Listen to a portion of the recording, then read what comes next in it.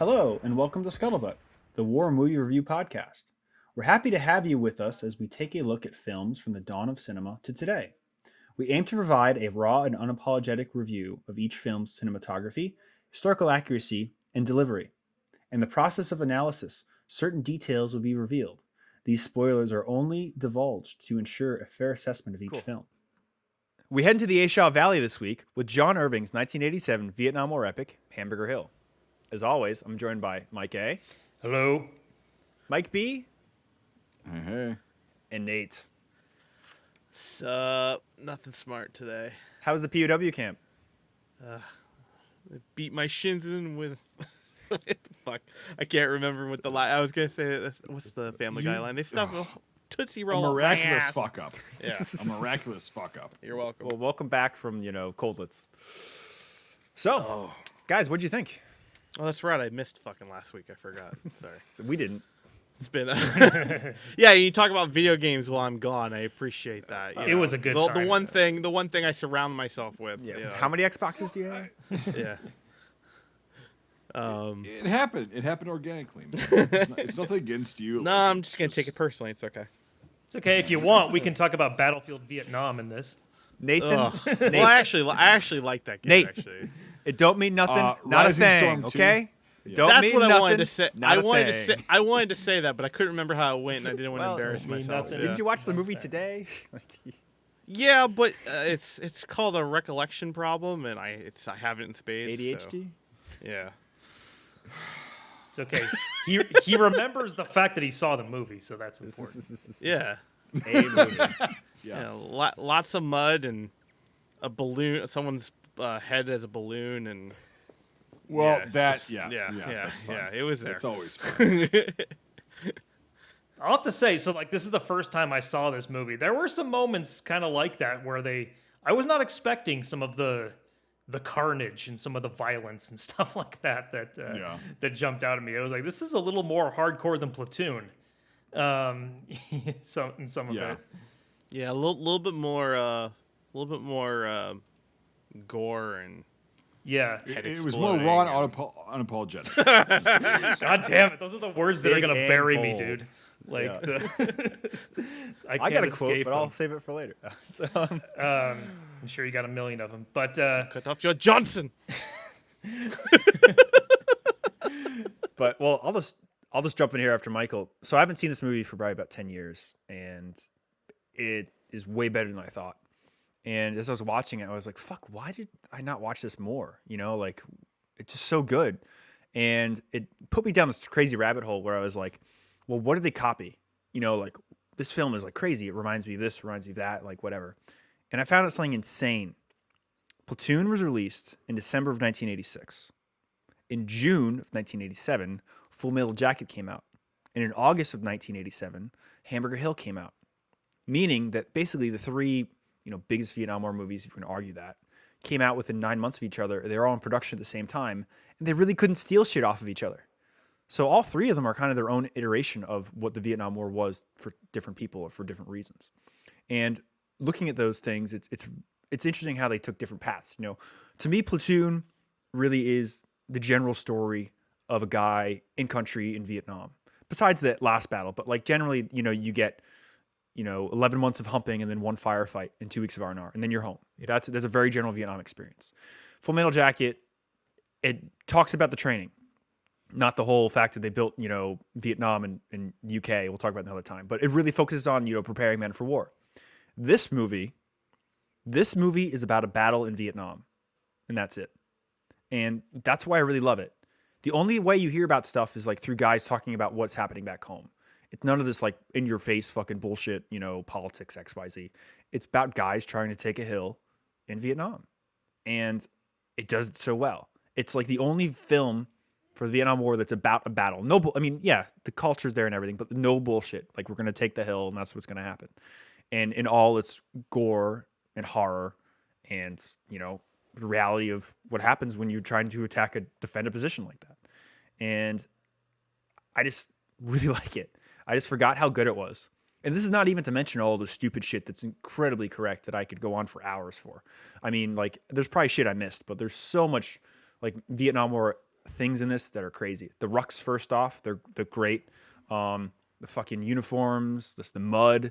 There's so much in this film that like just puts it above other Vietnam War films, and it really is just a great film, and it just really blew me away. I'm like, fuck, I really got to keep this in my Rolodex. It's just it's about a battle in Vietnam. That's what it's about, and it does it really well. So, Nate, what do you think? What? What do you want? No, I mean, sorry, I was deep in thought. No, I mean, I had seen this, during 2020, I think, and it's definitely grown on me in a better light. I kind of thought it was kind of like a, I don't know, B-rated movie, but as I've watched it again today, I have a new appreciation for it. I think it's because we've seen a lot of trash in the last year and a half, so I think that has something to do with it as well. No, it's a very interesting take. I mean, I second everything Brian said. It also is does a very interesting way of.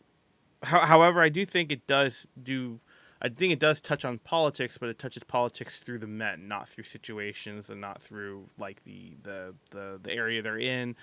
I think you get to know and you try to understand how politics are influencing the dynamic of the people within the squad. I think that is something that is very prevalent and very relevant within that. And so, other than that, I mean, I guess I normally talk about editing and cinematography. I mean, nothing really screamed like groundbreaking to me of the time. It's very kind of 1980s style filmmaking, but there are some very very unique and I think very impressive props and dynamics of each scene. So like helicopters landing and taking off, like jets flying in the background of a guy's reaction, like that.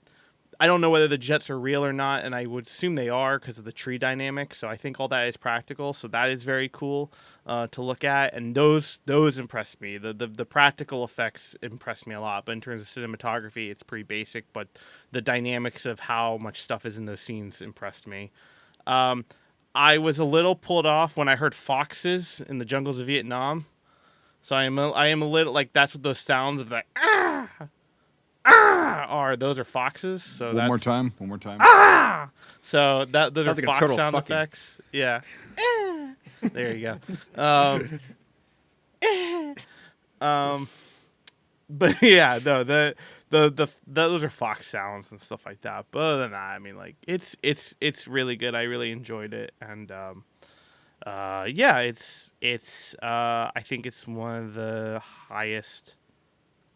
To me, I think it's probably going to be a pretty high Vietnam film in my book because it is very interesting. It's also very funny because the main guy who is like the sergeant, my wife watches like CSI or not CSI, Law and Order, Strict Steiner. I don't know the dude who's been on Law and Order forever, You and don't he's even know like, what the fuck you're talking about. yeah, I don't. That's why it's my wife's shows and not my shows. I just have to watch them because I'm in the room. Mike B, I know you know this. I know you know. I know Little you Women- know this. I know you know this. I know. Don't jump on me, okay? But I'm not jumping on you, buddy. He's like the main bad guy in Law and Order. It's just funny to see him young and not like trying to do crypto market terrorism and stuff like that. Whatever the fuck they're doing now, I don't know. Anyway, it was good though. I enjoyed it. Mike B, since you jumped on me for not knowing the shows of Law and Order, do you know the show's dynamics, or are we... SVU, CI, or what are you talking about? I don't know. Whatever the dude who's like stickler, striker. I don't know. You just asked me, and you failed the question, so we're gonna go with. Let's just absolve that of this podcast. Well, then fine. Tell me what you thought. Okay. All right, penis. All right. We're This is already Look! You went after me for fucking telling me that I don't have a masked 51. Okay, I'm already hot and bothered. But yeah. So Brian basically said a lot of what I wanted to say, to be honest. But like, yeah, it was cool. One thing I wanted to kind of touch on is like the sound effects, Nate. Right? So like, you and I worked on the sound effects for Reveille, right? Mm-hmm. And I told you, I'm like, yeah, the films usually don't Great get it right. soundtrack. It's like this hollow, like this. I'm gonna accept that because I won awards. I was gonna say, why are you doing the silent treatment? You won the Score award. number for 4 it. was amazing. You wrote it. You know, Yeah, better than the other 3. Yes, thank you. I've got the laurels, motherfucker. Yeah. I cried at puts the them end on. of it, man. Yeah. Like. Oh, is this a reenactment? Oh wow, yeah, I remember that. Yeah, that's for the trailer, right? Yeah. Didn't you guys also work on what is that? You know, All Quiet on the Western Front and Battlefield 1?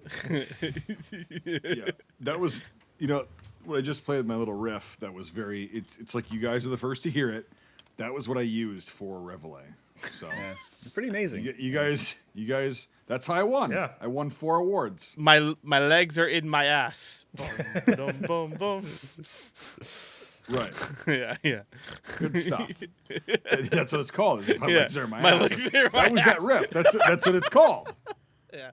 See, Yeah. you're really giving away everything Anyway. here, Nate. I stonewalled everything. Go ahead. Oh yeah, you fucking did. But Yeah. excuse me. And I'm saying excuse me after all this bullshit that just went on. Anyway, so no, the explosion sound effects for like the grenades and like the mortars and shit, actually really fucking good for the most part. There were some times where they like used stock like sound effects, and I was like, why? You have them. You were doing great.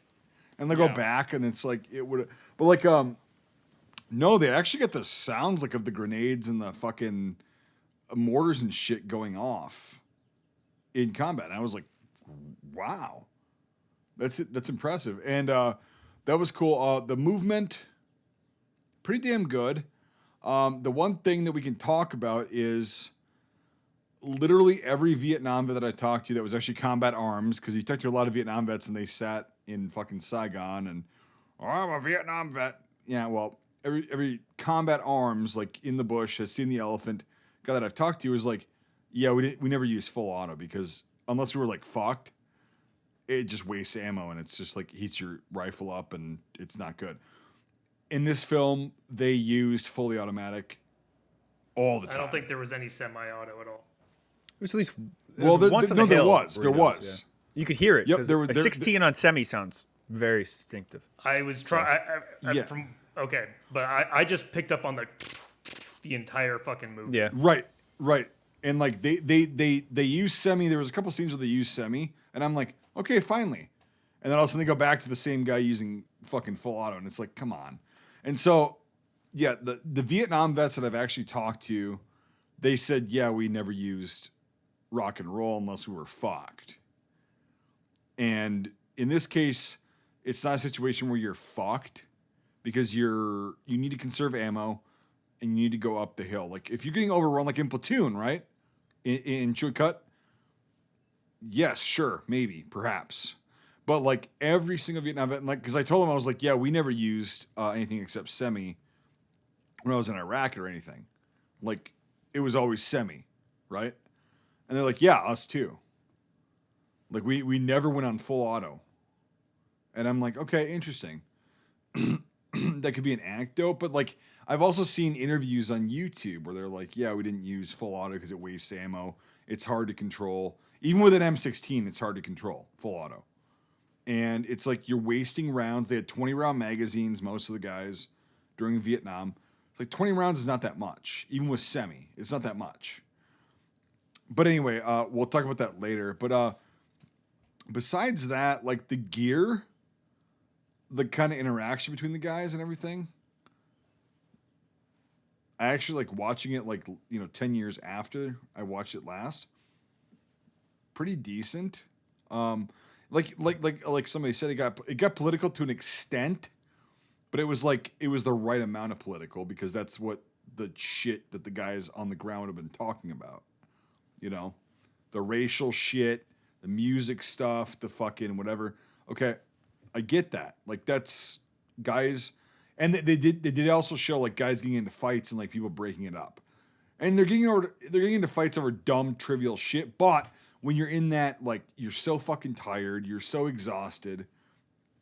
Anything can trigger anybody. In that, I hate using that word, but like anything can spark, I guess, a conflict like that. And that's very realistic, and I like that. Again, the gear was good. One thing I would comment on is, well, we can go into that later. Yeah. So initial thoughts, pretty fucking good. And I used to think of it like Nate did as like kind of a B grade film, and I was like, oh, whatever. Now that I've watched it again, like my frontal lobe has actually developed. I'm like, this is actually, it's actually quite decent. So yeah, now that my frontal lobe is somewhat developed, I feel the same way. It's it's something that I did notice is that I didn't realize how much of the beginning was kind of like downtime, and I actually really enjoyed that through this time around. Like before, I thought it was kind of boring, but I liked the setup to everything. Within that dynamic of setting up the dynamic of like FNGs and all that kind of stuff, and I really liked the cinematic terms of there were a lot when there needs to be activity. There was a lot of activity shown. Again, the shots of the film were not like groundbreaking cinematic or cinematography, but what was in the scenes was very impressive. Helicopters low flying, lots, rice paddies in the back, lots of training lots of headquarter like things, and then showing like the whole thing with was it Nathaniel Vick? Was that the term for what they used? This is Han. Yeah. Was it Nathan Vicker or something like that? Nathaniel Victor, Mr. Nathaniel Victor. Mr. Nathaniel Victor. Yeah, I liked that because I'd never heard that before. So, and I forgot about that since the first time watching it. So I was just curious, but yeah, no, that's really cool. That's your name, Nathaniel. It's not, but thank you. I've met Nathan a few times, so it's definitely Mr. Nathaniel Victor. He'll fuck you up. I'll take Nathaniel Victor. That's fine. He was a loan shark in a past life. But what do you call it? Fuck you, pay me. I liked the fact that there was really no crazy cinematography. The only real thing that you could say was like the best shot, or at least I really liked, was the beginning where it turns from the wall, the Vietnam War memorial, into fighting, and I really like that.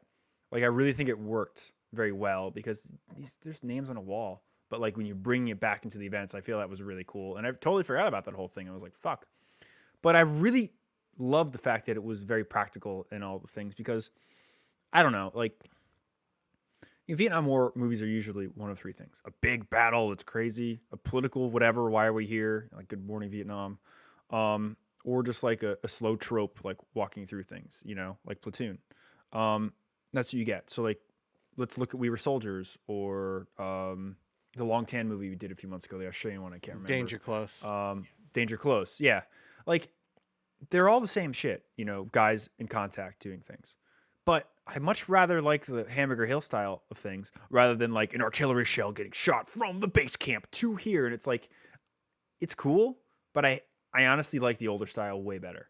Like I love being with the guys in the field, in the event, with just the real shots taking place. Like it just goes to show that like you don't have to have these crazy grandiose ideas that they do today to like convey a story.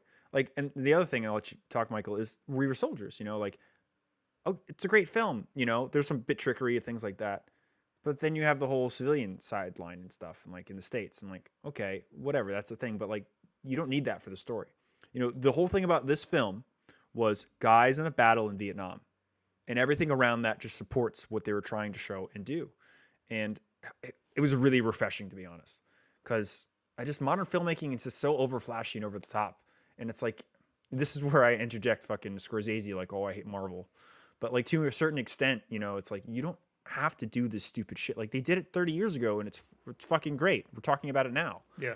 Why can't you do that, again? There were a number of things in this talking about the like the realism of there were parts where mortars were going off and like you see people getting blown up and it just felt like just real. Like it just felt visceral. Like Jesus Christ, those guys are getting blown up. Like it, and you see like the shards of the trees and stuff like that.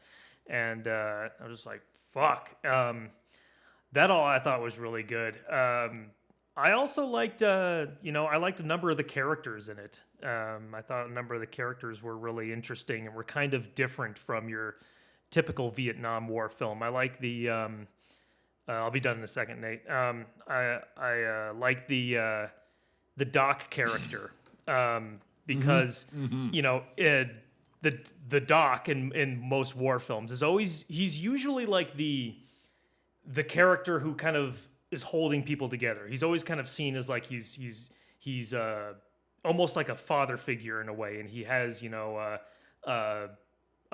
he seems stronger in some way.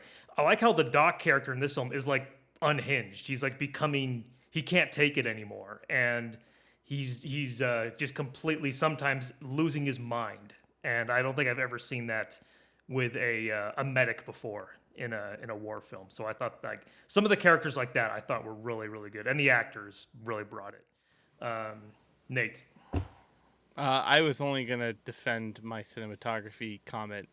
I only mean what I mean by that, Brian. Mainly, I think what I'm trying to say is that there is nothing that makes the shot placement not 1980s to me. I think that's what I'm trying to say. No, I think there is very good cinematography in terms of what is in the scenes, but in terms of like, I understand what you mean. Like, it doesn't have to be Marvel and like, you see it through the mirror upside down or, up close, but there is a veil between, thin red line cinematography and this. For sure, and we're totally on the same page. I'm just saying that this is just a film as far as it's shot, but it's the way that they edit it and what they're showing in frame is what matters, not the way it's being shot. Correct. No, I agree. It's just a lesson in like you can just shoot a scene, but with a shit ton of detail, and still get great. You don't have to have whatever. So no, we're on the same page. But okay. I think it supports the fact that like again, you don't have to be this crazy like Kubrick kind of guy to make a really fucking good movie. You just have to do. You just have to have every asset you need in the frame. You have to do all. If you do all your homework, you're good. Or you don't have to be Kubrick to have good cinematography. Like you can do good cinematography can still be what the tradition is said of that time period and or going back to the basics. Like you can have good cinematography with a really good pan. Yep, for sure. But there is nothing. There is a difference between, All Quiet on the Western Front and this in terms of cinematography. It's also the modern time for now. Our expectation of now cinema is to have a lot of cinematography that kind of is breaking the mold and or show a different aspect in a creative like nature. But I think that, you can still do that with a 1980s pan with 4 Hueys running in the background of rice grass with Han, cutting wire. Like you can still have that. So.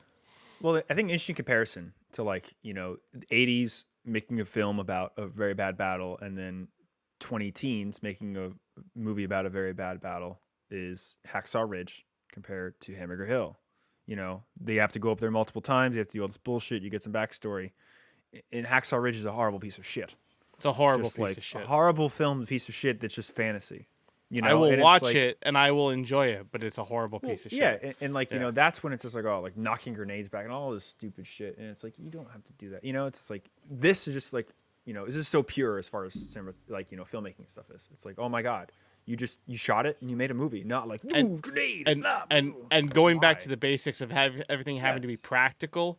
It does keep you keeping everything practical does keep you in a certain set of cinematography because you have to get the shot, so you want to go safe with the shot. That's why there is just a tripod-like shot of him reacting to the explosions and the jets because they want to do it in one take, not do it again because the camera fucked up because they didn't get a good pan or timing or whatever. So like that alone could put it into, you know, older cinematography like tropes in that sense of placement and panning. So, but I think that you could actually like. Here's the thing, man. Is I think, honest to God, and like you guys that are listening to this, please comment because I'm actually curious. From what I've talked to with people that I know, but it's a very small crowd and whatever. I think that people crave practical effects because there's been so much fucking cheap CGI. Oh yeah, not cheap as in cost wise, but like not good quality, right? Just CGI. I think people would rather see practical effects in a film than what we've had for the past 15 years now. Where it's yeah. been really I would bad. say 30 since the early 90s. Really, the Phantom Menace really kind of started up. Well, actually, no, that's the Well, no, it's late 90s. yeah. I'd so- say it's about 25 years. I would say that in terms of like what I like to see, like for example, I will use All Quiet just because it's relevant and probably the most recent film we've reviewed. There are very interesting shots, very interesting scenes where I get it. They had to use CG because making 10 to 15 World War I tanks would be impossible on a budget that wouldn't cost $1 gazillion. So I understand that. Right. However, and I can't remember off the top of my head, there were a few shots where it's like that looks cheap. The parts where the That looks cheap. there's parts where the guy gets burned looked really bad. I can't remember off the top of my head, but like certain aspects, it's like you need to have what I always tell people in terms of just what I crave in a movie, just dynamically, is I like to have things that are practical, and I like to have things, if they have to be CG, they have to be subtle, and they have to be or fill the impossible. Yeah. And you better damn well make it good because if it looks bad, it's going to pull it down. Unfortunately, CG is used more of a crutch than a tool of content now. People tend to people tend to rely heavily on CG to the point where they rely on it so heavily that they can't get anything. It looks off when they rely so heavily, and it more of the less pulls you out of the moment than immerses you fully in. Yeah. Now with this movie, in this movie, I couldn't see anything CG. Everything felt very practical. I'm sure if I went back, I could find a few things that were CG, but everything in this movie screamed practical all the way to a guy's fake head being filled like a balloon. So like, you know, it and that has its drawbacks as well. But like, I would rather have a practical effects, and if I guess the wet dream would be CG to make the practical effects look really good. Yeah. Now, on the subject of practical effects and talking about something that might be a little questionable, that exploding head moment. Obviously, I was not expecting that, so that kind of I was like, whoa, when that happened. But I mean, I could kind of feel that it was like building up to that, but I didn't know that they would just like show it. However, the funny thing is that they cut to the exploding head like after it's already exploded. Yeah, because I think it probably looked like utter horse shit. That's because you see styrofoam inside to the inside of the head. So so they're like, like cut it right here so it doesn't. No, it looks like Raiders shit. quality, you know. Before that, it probably looked like the head from Aliens. You know, Ash. You know, I know exactly what you're talking about. Right? Yeah, where it's it's so bad. And that's just the thing. Like, of all the things to replicate for like a prosthetic or a prop or something, like someone's head, like that's really daring. Especially when you and it's hard because as viewers, what do you see the most in your day to day? You see other people's heads. So you'll know when something doesn't look correct. Mm-hmm. I mean, not just styrofoam inside the fake head, but I mean like. That's why when you see like prop heads before they explode, something just always looks off, or the wax figurine always looks off. It just doesn't look good. Yeah, and it's meant for a mid distance stay away explosion, like the guy in running man who runs past the collar And his boundary, hip. and his head is in his his head's in his shoulders, and all of a sudden just pops like a balloon, like pop. And Thank he has God no that head, was but he's still running. filmed behind him though, like that And far away. Yes, they were smart yeah. enough to do that. Yeah. Yeah. So like that's what I mean. Like again, I think the golden rule is mix your practicals with CG, and you'll have like the cinematic wet dream. I feel like, but yeah, I think if you go too hard in one way or the other, I think it obviously each technique shows its faults. So, Brian, go ahead. Yeah, that was the only thing in the film that really like brought me out of it, because it's like, you know, it's just the effect didn't work. It's the way it goes, but you know, it's like I like the lead up. I like the idea of the scene. Like, you know, if they could have done it right, it would have been awesome. But as we all know, we have some experience with some of these types of shots. You know, it's very hard. Yeah, it's very hard. That's just the thing. Sometimes it's a shot in the dark, no pun intended, but sometimes it doesn't work, you know. Wait. Yeah, right. Yep. No, it's like, yeah, and so you got to make it work. And yeah, it's just, you know, that again, it's one scene, and there's several things that are wrong with this film, but like we'll nitpick them. We'll get there in a second. I'll tell you a couple of them, but like overall, you know, they're very forgivable. There is some corny dialogue though. So there. Well, yes. There are. This movie does have a number of things where I was like, "That's a little cheesy. That's a little bit like." My name's not Alphabet. I was gonna say that. Yeah, that was like that's like that's something that I would love have that been nickname like, though. But yeah. But like that whole thing, where he's like dying. He's like Alphabet. My name's not Alphabet. You know, it's just like it's like. Yeah. Is this hot that shots or was something? that was cheesy as hell. But Yeah. When the one guy dies and he falls in the punji pit and they find him later on and he's facing up, I'm like, okay, you don't fall into a pit and turn around. You know, you fall into a pit face down. But So- Brian, they wanted that. Yeah, exactly. You have to see the Yeah. guy's face. And Yeah, I you get have it. to I know understand the he's shot. dead, Brian. But yeah. Well, you know, could it's also like fallen in sideways, like, you know.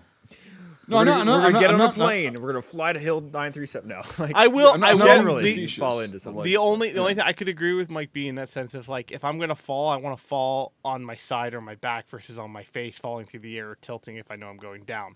But yeah, I Yeah, agree. that was definitely for cinematic purposes, and it was like, yeah, okay. And also the alphabet thing still reigned true when I was in, you know, and God, I'm an old timer now. Like I'm fucking that was 15 years ago. Fucking Christ. In basic, any Polish last name, which I could pronounce because I grew up around here, but they just be like, fucking alphabet, you. do you guys know where to find a General Ratterman? Oh Jesus! That was yeah, fucking that was funny. funny. Yeah, have the Marines sign for it. They're dense enough. He's a major general, you know, 2-star general. Well, that's a little redundant, don't you think? Yeah, right. That was great. Again, it just kind of goes to show like how crazy Vietnam was. You know, it's like in the middle of but this it's war. like also one of the things I was going to bring up earlier, or I said earlier, and I'm going to bring it up now, is honest to God, the 101st was one of those units that like they loved colored unit patches. They loved SSIs. That What were do you like- mean? Dick Winters loves us the most. Goddamn chicken hawks. So anyway, yeah, it's no, like there would have been a lot more like full color patches on the guy's left shoulders. There literally would have been, even in '69. So yeah. While we're on insignia, did you see the problem with the insignia? Besides what I just said, Yeah, what did you see? the tapes are way too big. They're not folded at all over at all. They're applied wrong. But if you look, we'll get a still up here eventually. But the tapes are yeah. way too big. They're at least I like did- a quarter of an actually inch didn't catch too that. large. Yeah, I noticed it this time because like I was watching it and it was like fucking. I'm like, what? Because the scenes like they're covered in mud. And I'm like, what the fuck? Like they're really big. And I think they were oversized. They weren't installed correctly. But the name tapes. Well, are, we'll see that because like Yeah. the parachute qualification badge and the combat infantry badges like they were good like 2 inches by 1.5 inches. And it was Yeah, but like they also whoa. look big, so it might have just been like small dudes. You'll We'll see. see. We'll Yeah. see. We'll see. Yeah, we'll see. The only other thing I really picked up that was wrong was the M47s in U.S. use. The M47 tanks, they were used by Irvin, South Vietnamese soldiers. Yeah, no, That's just the standard. Americans use M48s mainly. Marines 48s, Army M60s. Yeah. Well, not true. In 16, Mostly true. well, Sheridan. no, the M60 was like, well, the even- Sheridan, yes. Even then, the yes. 101st really only have the Sheridan because they were a light armored unit. So Yeah, the and cav so units all like, had that shit. yeah, the M60 was like, it's a heavy tank, so like it didn't really get along well, and they were there, yes, but like it wasn't that much. No, like, any of those big ones. Like for example, I knew a guy. He was an engineer in I Corps, and they were engineers and they were wrecker crew, and they had the only wrecker that was survived long enough because the Vietnamese would attack them, or the Viet Cong, because they couldn't pull anything out of the it patties. was Vietnamese. Yeah, So for NBA. like the longest period of time, fucking, they were like the one wrecker that could pull M60s out of bogs all over the I Corps, and they were targeted like heavily. So yeah, it's a Yeah. big problem when you have these heavy vehicles in this fucking country. Right, with and the no roads, M48, basically. like I talked to a Marine tanker who was a crewman on an M48. He was a loader or a gunner, and yeah, he said when monsoon season came, like we just sat up on a hill. We didn't Yep. fucking move. He's like we just sat up there. It was a lot of we indirect provided, like, fire. Right, exactly, and There was yeah, a tank so- battle though during the war. PT-76s and M48s. sure, that's fine. Like it's 15 years, one tank battle, one Yeah. massive one. You One gotta tank on expect it, tank but battle, yeah. Six PTs and a platoon of M48s, I think. for the most part, both sides, like it's not good terrain, and Mm-hmm. it's more of a liability. To hey Nate, if you were sitting there doing this in person right now, I would punch you so fucking hard you'd be shitting teeth. It's not even Vietnamese propaganda. It's fucking wrong country, dude. But yeah, no, that's the only other thing that was really wrong, But you do see 47s in country, but they're always with the Arvin. They always look really cool too. Yeah. And so that's Some of the It's- stuff that I love though, while we're on the subject, was ration socks on their fucking rucks. That was really cool to see. If you guys don't know what ration socks are, basically you take a sock and you would fit as many fucking tins of sea rats in there as you could and tie it onto your ruck. And a few of the guys had those. And also, as they fought in the battle, the socks got smaller, which was fucking cool because it means they're eating their rations. So that's something that's super Vietnam that I really don't see in a lot of other places. I can't actually remember where I've seen it, like in other films. But when I saw that, I was like, fuck. There was like one scene where this guy runs out and you see it swing on his back. And I'm like, oh, that's fucking cool. The mud, even though it was the wrong color, it should be clay, the red color. it would be red. Yep. Yes. Because they did shoot this in the Philippines. At the They same should have time they shot in fucking Georgia. Well, Georgia doesn't have as many Hueys as they do in fucking, the Philippines. Correct. Yes. Taped together magazines, that was really cool to see. And especially them loaded on the bottom at different times. Like guys would reload, you'd see that. What do you call it? The vets versus the FNG. The guys like wearing the fucking flax versus not. Dudes did wear flax into the field though on occasion, so that's not always wrong. Yeah, no, and The actually guys wore 'em. some Army units and Marine units actually that was like their SOP, like you're gonna wear your flag. Yep. But like down where these guys were, they were in I think 2 corps, right? Yeah. Like the Central bottom Highlands. of 2 corps, top of 3 corps, and it was like it was unit SOP, and they were like, don't wear flags, it's just gonna drag you down. It doesn't do a fucking thing either, which they were actually correct. Oh yeah, it's fragmentation if it's anything. Yeah, it's like a defensive thing, not an offensive thing. But and that was cool. And then the chin straps too. Did you notice that? Oh, on the back or The some guys had it FNGs hanging would- down would- too.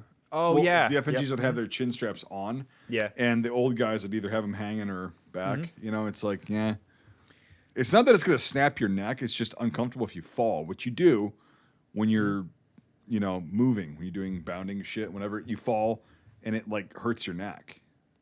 Yep. So There was another cool scene where they get into combat and all of a sudden they're trying to reload the 60 and the guy's putting the belt in wrong. He's getting yelled at. I'm like, that's no, fucking... he gives it to him wrong. Yeah.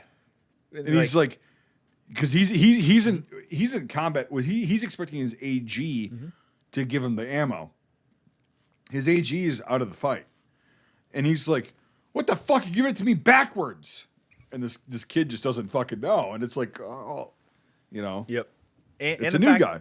Exactly, yeah, and it's like fucking I've tried to put a belt in backwards in a 34 or 42 and I'm not thinking in a reenactment. Like, it happens. It's just stupid shit. If the can's not loaded right, you grab the whatever, it just is what happens.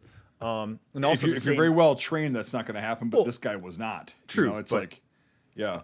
Well, This guy, yeah. the other interesting thing too is that when they're getting to fight in the jungle, they're like, I don't see anything, and they just start shooting. And it's like that's so legit Yep. because unless you see muzzle flashes or distinctive things, that's like the real difference between like later on when they're in the actual battle and you can sense positions and whatever versus just fighting in the jungle. And that's on the subject, and I'm talking about everything, but like it's cool how the jungle degrades as well as the fighting goes on. Like it's very lush, and less and green less of it. Yep. and great. And then because if you look at the real photos of Hill 937, it's fucking just like the soul. It was bare at the end. Yeah. It was bare. It's just fucking crazy.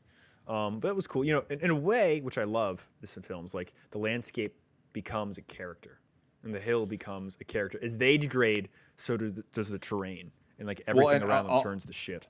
I'll say this too. The First World War was the same way when we got involved. Everybody thinks it was just this barren wasteland of like no man's land. No, that's not. The Americans mostly fought in wooded areas. Like on the southern part of the Western Front, which is where most of the Americans actually were. They would fight in wooded areas. It would get degraded over time because of the artillery and the gunfire and all that shit. But there was actually woods that they were fighting in. And it's the same thing with this film, in Vietnam. It's like, yeah, it starts out very lush. And then by the end of it, it's not there. The slip and slide scene on the hill Yes. itself, I liked that a lot because you don't see that a lot in any other movie. And it would totally, absolutely make sense because... And it definitely would have happened. Like, Yeah. it's... And the anxiety that I got from that scene is like, you're taking fire and you're fucking sliding down a goddamn mud hill. And you Oh can't my God. stop. And you can't No, you stop. can't. And if they're at an angle where they can nail you and they predict where you're going to go because of how fast you're going, like, Yep. you're fucked. There's nothing And you if they can hit do. you, guess Yeah. what? You've got an infection on your hands, bud. Yeah. Well, it kind of reminded me of the Pacific when they're in Okinawa, yeah. Yeah, they did that in that show. Yeah, face first in the Japanese ribcage Yep. and maggots. Yep. And, yeah. Yeah, it's if you're in a spot like that, man, just fucking dig in. Like, It was great. Like- It was great though because you felt simultaneously during that you felt their desperation that they wanted to. There was like it's right there. We can get. it's right there. It's right fucking there. Yeah, but they're We're fucking. 3/4 the way up. We've lost all these guys, and now we're sliding down. We physically cannot get up there. Yep. Fuck. That was also the scene where Doc got hit, right? Yeah. So they can't even get to him because half of them are sliding down the hill and everything. Yeah. Yeah, it was really fucked up. It's Like, not really finalized that he died, but he No, did I like die, that. right? Or you just don't it's know. not. No, it's not. It's not Okay. finalized, and I like that because Yeah. it's like that's a character you all grow to love, because this guy, he's good at his job. He's really good. He's short, or like he's about to be out of Vietnam, and like he's angry. He's pissed off. He's been through too much already, but he still does his fucking job. And then he gets hit, and then you're like, okay, he's on a stretcher. Oh shit! It seems like he's dying. Hold on, and then it just cuts away. I love it. The other thing too, Laurent, is that how exhausting they show combat being, which I love. It's Yeah. like, it's not Yes. like this pop you through the woods. Oh, we gotta shoot a guy. There's a guy over there. It's like throw a grenade. It's like no, like holy shit, like fucking 7th time, 8th time, 9th time going to this fucking hill. Who And the cares if it's raining? Vietnamese too. Exactly. Yeah. Just like They're not all like they're not all like fucking gung ho at the end. They're like yeah. they're shooting. They're like popping up shooting, and they're lobbing grenades and not very far. And it's like, dude, these guys are fucking smoked mentally and physically. It was interesting to see the M24s going off too from those dug-in positions of them throwing them because you don't really see a lot of Vietnamese throwing grenades a lot in. They're not M24s. They're the what are Type they? 69s, the Chinese ones. Okay. Smaller stick grenades. The smaller stick grenades there in Vietnam. Yep. You always complained that IMFDB has drilled holes in all their D mills. Trust me, it'll happen again. There are so many Chinese grenades in this. It's great. There's like barrages of them, And what I think was cool too is they show that they're not always weapons that kill, that they land nearby. Because there are stun grenades at the end of the day. They're really only They are they exactly. only kill really the point man in the beginning, and they show one like hitting him like directly. So that's Well, it's also the Yeah. way that those grenades were designed is it's like a mini M24, but like M24s were offensive grenades, right?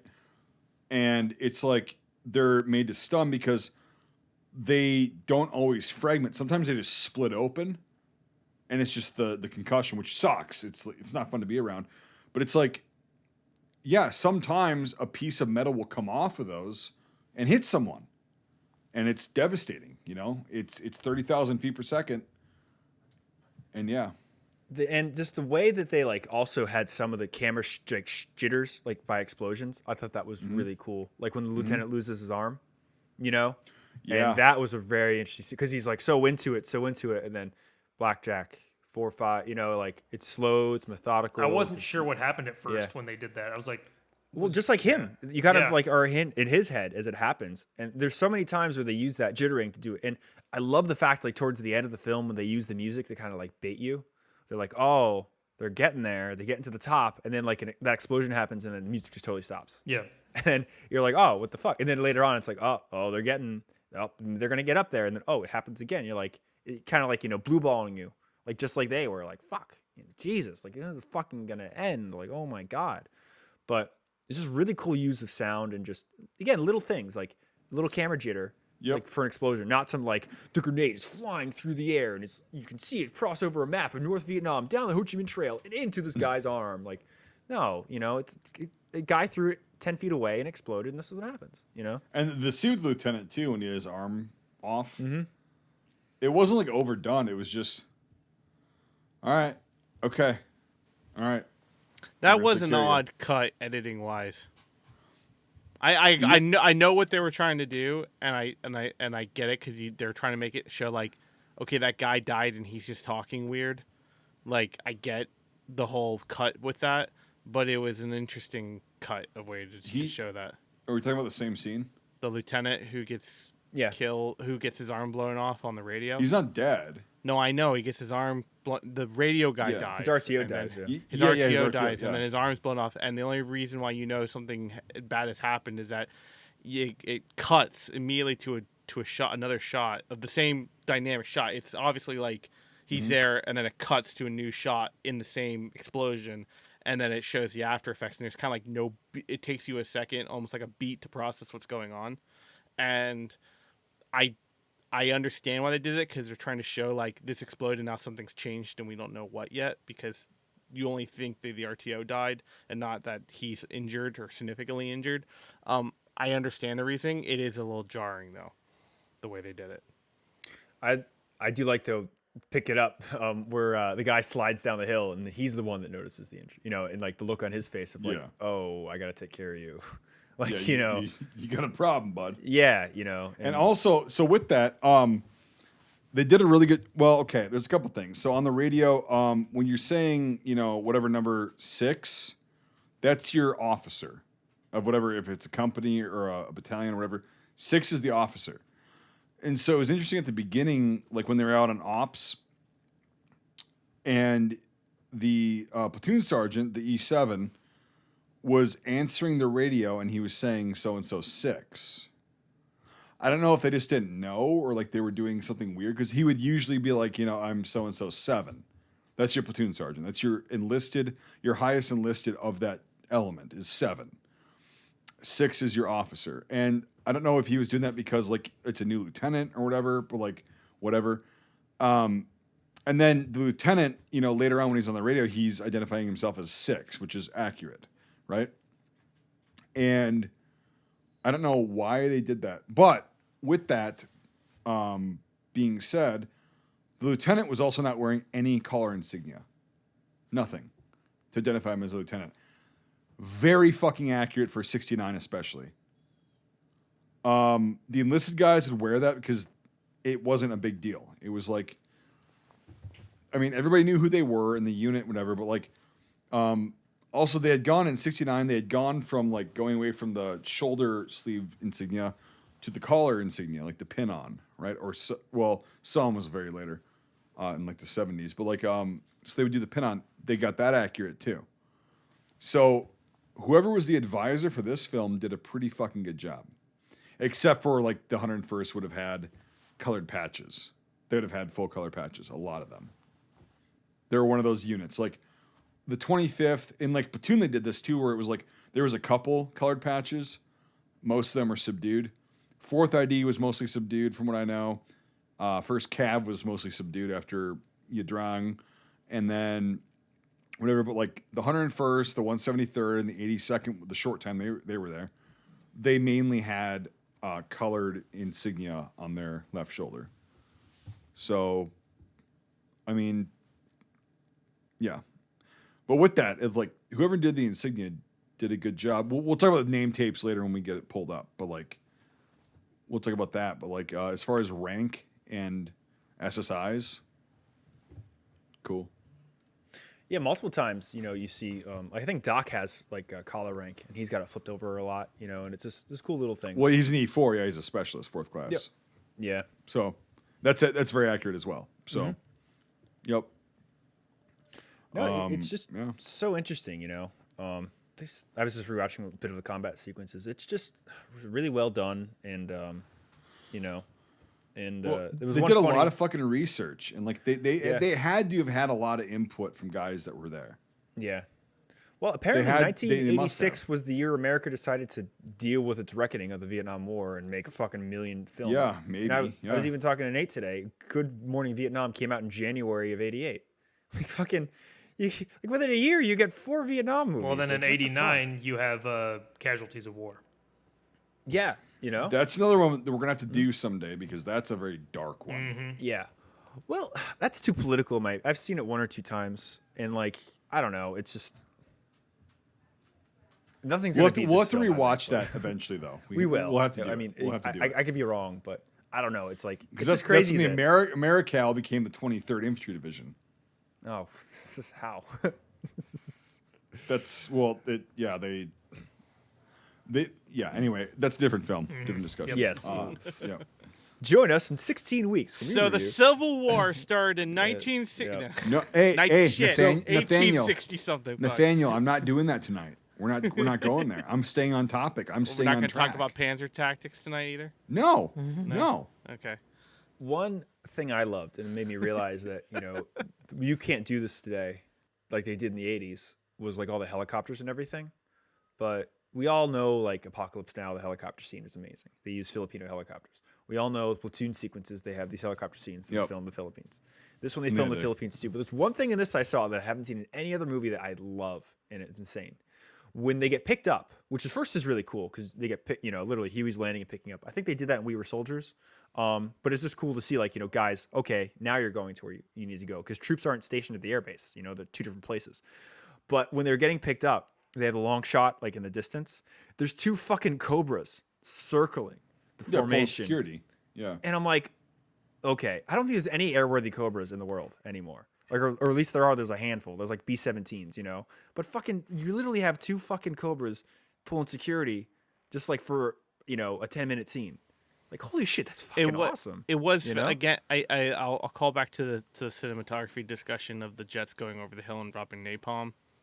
Mm-hmm. Like, I really think that's real. Like, that's real practical. Jets flying over. It didn't timing look the CG at pyrotechnics. all. No, and it's also very hard to do. It would also be very hard to do Yeah. CG in 1987 to show jets going behind trees.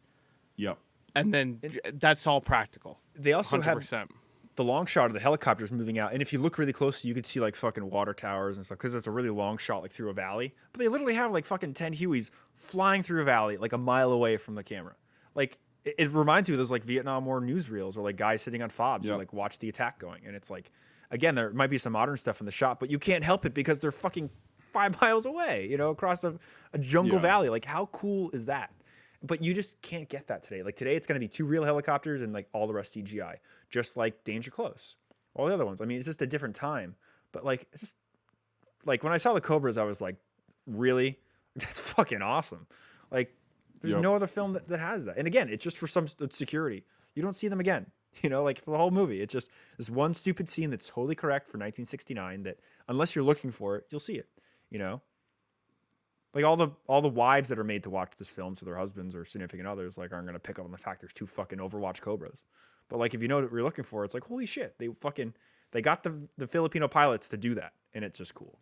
So Well, also it was good that they actually showed, like, I don't know if you guys picked up on it, but like they showed when they were being dropped off, they were picking up the other unit that had been there for a couple weeks, and they were like not just the wounded guys, but like they were picking up the guys that had been there. They're like, okay, dropping you guys off, picking you guys up. And from every person I've talked to, combat arms that was in Vietnam, did that kind of shit throughout the entire war. They're like, yeah, that's how it would have gone. Like they would drop the guys off. They'd get their perimeter. They'd get briefed very quickly on like, here's where we've been sitting. Here's where they're coming from. This area is pretty quiet, blah, blah. And then they would just get on the chopper. So it's like, you got 30 seconds. And they showed that in this film where like the guys, they're not wounded or anything. They're just like, hey, I need to get the fuck out of here. Go back for a couple days, wash up, do my thing. And then they're going to go right back out there. I think it was 3 weeks in one. You're out in the boonies for 3 weeks and then you come back. Well, it was, again, that was unit SOP. It was like, but I think that was pretty standard for this point of the war. It was very unit dependent. Because some guys would go out there for a week and they come back for 3 days and then go out there for another week. And Shortly after this, too, the whole war changed with the strategic Hamlet program and stuff. And the 101st, they did a lot of garrisoning of villages and stuff like that. And so it's, it does really change. This is kind of the end of the search and destroy operations on a mass scale. Exactly. And that's the whole thing with search and destroy. Like even the guys that I talked to and I've read about and everything, it varied. It was similar, but it was you're out there for 1 to 3 weeks, depending on your unit, and then you're back for 1 or a couple days. Then you're right back out there again. And it's like, fuck. Whether you get airlifted in or you just walk back in. And that's why all the boxes and shit that were, made at that point, they were very reinforced because they were made to be, okay, this unit's been out there for 2 weeks. They're running low on this, this, and this. Okay, cool. Kick it off the side of a fucking chopper that's 100 feet off the ground. That box has to be able to withstand the impact and be good to go. Okay. When they're also dropping off the men too, just to reiterate it, they don't touch the ground. They're hovering. No. Yeah, they're and hovering. That's the guys are jumping out and shit. That's exactly correct. There's even the joke in Scrubs, from Bill Kelso, they hover 8 feet off the ground. We jump into the helicopters, thighs like a motherfucker. And they jump up on the rails and they'd use that and jump in. Yeah. And it's that's again, it correlates to a lot because I actually have the good thing about being our age is I've talked to a shitload of Vietnam vets. A shitload. Most of them are pretty fucking cool guys. I was just talking to an I-Corps guy in fucking the grocery store the other day. You get dude. This it's guy World War II vets in the '90s. You see the hats. Yeah, exactly. And so I try to talk to them and this guy that I went to the range that I don't go to anymore because it got too fucking full of futtery. But this guy, I'd see him out there every Monday. And we'd talk and everything. And he was a fucking Marine in I-Corps in 68 and 69. And he was, I'm going to have to let the dog out soon, but I'll just tell you the story. And anyway, this guy, long story short, guy's a fucking hardcore dude. He's but he was telling me about combat and shit like that, what he experienced. He's yeah, we rigged up on a 113, we rigged up an Oerlikon anti-aircraft cannon. And he's we would go into these fucking rice paddies in I-Corps and these hedgerows basically, right? But they were just jungle. And he's we use the 20 millimeter to just punch through these lines that we get shot at from. And after we'd fire, 10 to 20 rounds, there'd be no more fire coming from there. He's I know we didn't kill them all, but it sure scared the shit out of them. He's I wouldn't want that headed towards me. And I was just laughing, and I'm fuck. He goes, yeah, but then we did an evaluation, whatever, going over, an assessment. That's what he said. An assessment. And he goes, yeah, we definitely hit some of them. That's probably why they ran. He's yeah, they'd hit the trees and they'd blow up, and yeah, these guys were fucked. But he's the nicest dude ever, and he's just very calm. That would be fucking devastating.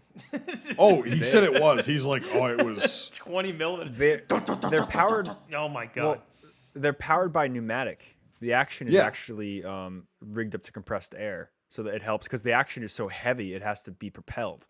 So literally, it's a fucking pneumatic 20 millimeter machine gun. and they like, rigged that fucking thing up on yeah. a 113. It's just insane, you know. Because like Hey, they had a Bob, lot you of got the extra CO2, so gooks are coming down the track. right, right. That's the, yeah, and like Marty, he also was stationed with rock troops in I Corps, and he was a U.S. Marine, and like he was stationed with rock Marines, and he's like, you know, I thought I had it bad, but he goes, one of those guys would fuck up just a little bit, and they'd take him around the back of the barracks, and they'd beat the living fuck out of them with an inch of their life. And he's like, we had to hear this, so like we witnessed it a lot. And he's like, I guess that's how they roll. And I'm like, yeah. And he's like, yeah, I didn't really bitch about our discipline. But yeah, he's like, yeah. So anyway, but he was an I Corps, and like, so I've talked to guys like that, and they're all. It's the funny thing is like all those guys that have actually been there and seen the shit. They're very cool to talk to. They're very nice. They're very. And we were laughing a lot of the times, like laughing about dark shit. But it's like that's how you cope with it. Then that's how you just talk about it, and so that's why I think this film really kind of captures like when they're going through it and how they cope and all the different characters and how they're coping together. Like, you get the tension between the guys and they start fighting and then it gets broken up, and then you get the tension like with the doc at the end when he's talking about the white boys, they're not gonna do this shit, and he goes, "And why the fuck am I here?" Something like that. I forgot the exact words. And then he kind of bucks up to him, and then he just fucking shakes his hand. It's like, yeah, we're all in this shit together, fuckers. And like, yeah, that's pretty fucking cool to portray that on film, because it could have gone a different way, politically, like in the film, but it didn't. And it's like, yeah, that's how guys actually solve their shit, Like, Yeah. hey, we're all in this together, man. We're all taking a big bite of the same shit sandwich, and no, I like that a lot, and the camaraderie, even though like. Yeah, there's some tension still, but like it's still like very fucking. And when they get into the shit, though, you can see like everybody's fucking working together. Everybody's just fucking all the shit that we've got going on between us. Everything is to the side, and it doesn't fucking matter because we're trying to do this and we're trying to survive. And I love the way that was portrayed. So. It was pretty cool. I also liked the structure of it too, like those moments where it's like battle, and then rest. Nothing. Yeah, then nothing. Yeah, Yep. and then battle. Yeah, Yep. it's like coming. It's like waves, just keep coming and going. And it just became that way for a while in the film, where it was just like, battle, rest, battle, rest, battle, rest, and I'm like, oof. But yeah, they're getting more worn down with each yep. iteration of that, but like it's. And the landscape is getting less and less as it goes on. Yeah. Like Brian said, Right, yeah, it's like it's with each scene, it's like. And I looked up pictures of the actual battle. It looked a lot like that. So yes, the trees just like fucked and everything like that. There's the one scene where they're coming down the hill and they run into the reporters. Yep. And that whole sequence and stuff. Now, you could say what you want about it. I think it's very good. But what's really incredible about that scene is that fucking set looks just like photos from fucking the base of Hamburger Hill. If you look, there's a lot of photos that were taken. The crashed Huey, the boxes, the fucking, like, it literally looks just like fucking Hamburger Hill. Like, I bet you some production stills have been faked to like, oh, this could, whatever. Like, I was blown away by that. But that in particular, because it's just like, you look at photos of the base of the battle, like all the guys wounded and shit. It's fucking that. Like, it's so close. That's why I said they had to have talked to somebody. They had to have people on there that were actually there. Oh, yeah, for sure. So they had to have had that because it was, or they must have researched it very well. I don't know. Either way, it's like, it was very, because 937 is a very infamous, or. Oh, yeah. People shit on me for saying infamous, but like it's not well liked. It's not a good thing because they just left the hill afterwards. Spoiler alert. Yeah, the American strategy wasn't taking land; it was taking casualties. Yes, exactly. And but anyway, it's like this is a very famous battle that happened, and I don't know. I don't think there was enough. Just by going on research at that point, I think they had to have people there who were like, Yeah, hey, so there was a crashed Huey over here, and there was a CCP right here. It was You know, 17 he's years got- after the battle. It's nothing. Right. That's No, it's nothing. It's nothing. Yeah. when you're we were in correct. Iraq. How many years ago? Like Thir- 14 years ago? yeah, Jesus it's Christ. very similar. To like, oh, Yeah. hey, we're gonna start a production about your time in Baghdad. 2 years from now, it's gonna come out. Like literally, that's the same production timeline. I have to go let the Still, dog out. You know? Yeah, I was gonna say, go let the dog out. And Can you hear him? Oh yeah. Yeah. Yes. Oh yeah. Oh, So- shit. yeah. I'm sorry. I didn't know it was No, coming it's fine. through. No, the it's mic. fine. So It's fine. Go let him out. It's I'll fine. jump Alright. on this subject then. All right, fuck stick. One thing I really did like thought was really cool, and that kind of as an homage to like other kind of more glorifying war films, was when they have the whole friendly fire incident with the Hueys and everything. I like- yeah. the mowing the guys down, but specifically in that when the helmet rolls down the hill, the first thing I thought of was The Longest Day. When it's like we paid a sacrifice to liberate France, and it was a human sacrifice, it was an American sacrifice, it was a Allied sacrifice, but there was a reason that we did it, and we prevailed, but there was a price. This one's the same thing, but American soldiers are killing American soldiers on a hill and it's somebody else's civil war for no reason. Yeah.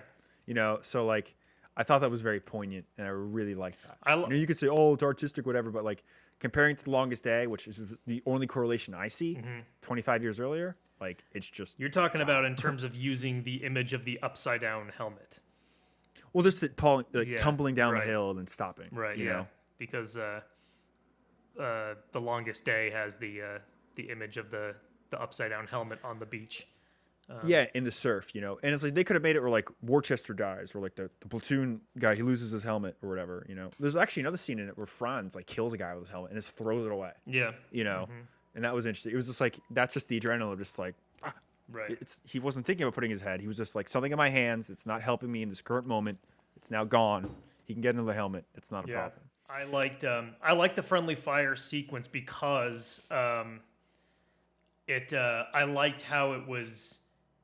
I mean, you could have just done it by just showing it, but the fact that they showed the officer's reaction to it, the one who is How he can't stop. yeah, it. and it's his fault. Yeah, I mean, he's the one who's basically to blame for it, and he knows it. After it's done, he buries his head. I mean, obviously his men are dead, but also, I mean, he's going to get blamed for it, And I thought that was really well done. I've seen friendly fire done in movies before, but never to where it's like the one who is causing it. It's in other war films with friendly fire, it's usually always like they're completely oblivious to what's going on. The one who is like initiating it.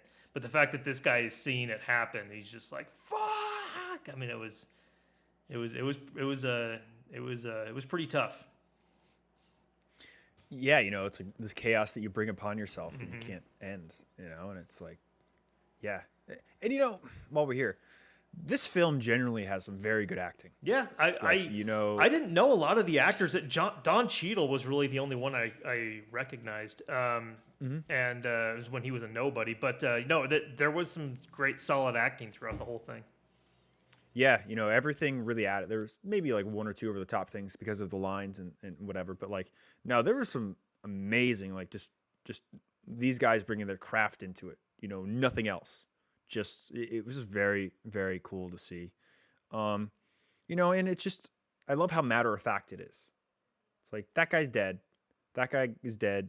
This is happening, whatever. We're up down the hill 9 times. Like, it's just facts, It's, again, there's none of this lofty bullshit. It's about a guy's taking a hill. It reminded me of Platoon in that way of killing off the main characters like that. Yeah, how they're just gone and everything, They're here one moment and gone the next, and you invest so much in these people. And again, a little corny with Linguelli, but overall, Yeah. it works very well, It's just such a good I film. also like once they reach the top of the hill at the end and it's all over. There is no sound at all. There is no one speaking. Yep. There is no music. They just look at each other, take a swig of water, Yep. pass it over, and it's Or- like, yeah.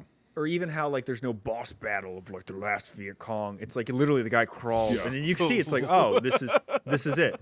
This is the like, you know, there's no Ho Chi Minh to fight. You know, Sorry, it's like, that made me laugh. The last Viet The Cong. last Viet Cong. you know, Yeah. well, yeah, because a lot of films it's just like, oh, you want to take my hill, and it's like, oh god, We were like, soldiers. For the flag guy's the last guy they killed. Yep. yeah, exactly. But like, Yeah. no, it's like literally, it's so anticlimactic, and then it's like, yeah, So something I okay, didn't here you are. care for the theme song of the movie. I didn't really like. See, I liked it. Really? I thought it was very good. It sounded like the theme song to the main menu of one of the Army Men games for PlayStation 1. It felt very. I'm glad you said something about that because I felt the same. But you know, I think Brian and I have both heard Gallipoli soundtrack, and anything's better than that. So I think well, that's why it doesn't scream. At I have us. not. I've seen it too. Yeah. The Turks. Oh my God! Well, You'll never make it to Constantinople, Churchill. I know what I'm looking up after this. Oh, it's What? biblically. Okay, biblically Nate hasn't rough. seen The Great Escape. You have not heard the Gallipoli I have soundtrack. not. Then you run to YouTube. It's- Pause the podcast. It's so bad. It's not. Okay. Well, I can't wait. Gibson. But I mean, this one, it wasn't. This music wasn't terrible for me, but I was just like, do we really need that? Like, I don't know. It just, like I said, it sounded like a. It's also 87. Dude. I get it. Still. Yes. Yeah. I And then mean- they start playing it at the end once they're going up the hill. I'm like, turn this fucking music off. Stop it. It's ruining the scene. But like no, like what Brian was saying is like when you get to the top, there's just like and what you Yeah, said. was, like, there's just- eventually it stops. Yes, the build up to that though, they inserted the music into it. Yeah. I'm like, don't Well, do it's that. you have to have that because it's like. But here's the thing: is like I think it actually has its place because you're anticipating this grand battle, like Brian was saying, Mm-hmm. where it's like, oh, this shit's about to go down. Oh God, here they are, and all of a sudden it just cuts off. In that case, it And does it's like- work with that. I just wish it was different music. Sure, yeah, that's yeah, it's fine. But like, it was really cool how they just sat up there and they were just like, fucking done. Yep. One cool thing I did like with music early in the movie is when they're at the bridge and they have the whole mortar sequence, you know, and they're like, oh, there's a fucking spotter in the tree line. Well, if you listen, I can't remember which song they're listening to, but they're listening to some Motown song. And Sitting on Oh, sitting, they're listening- sitting oh, on the fuck, sitting on the really? dock of the bay.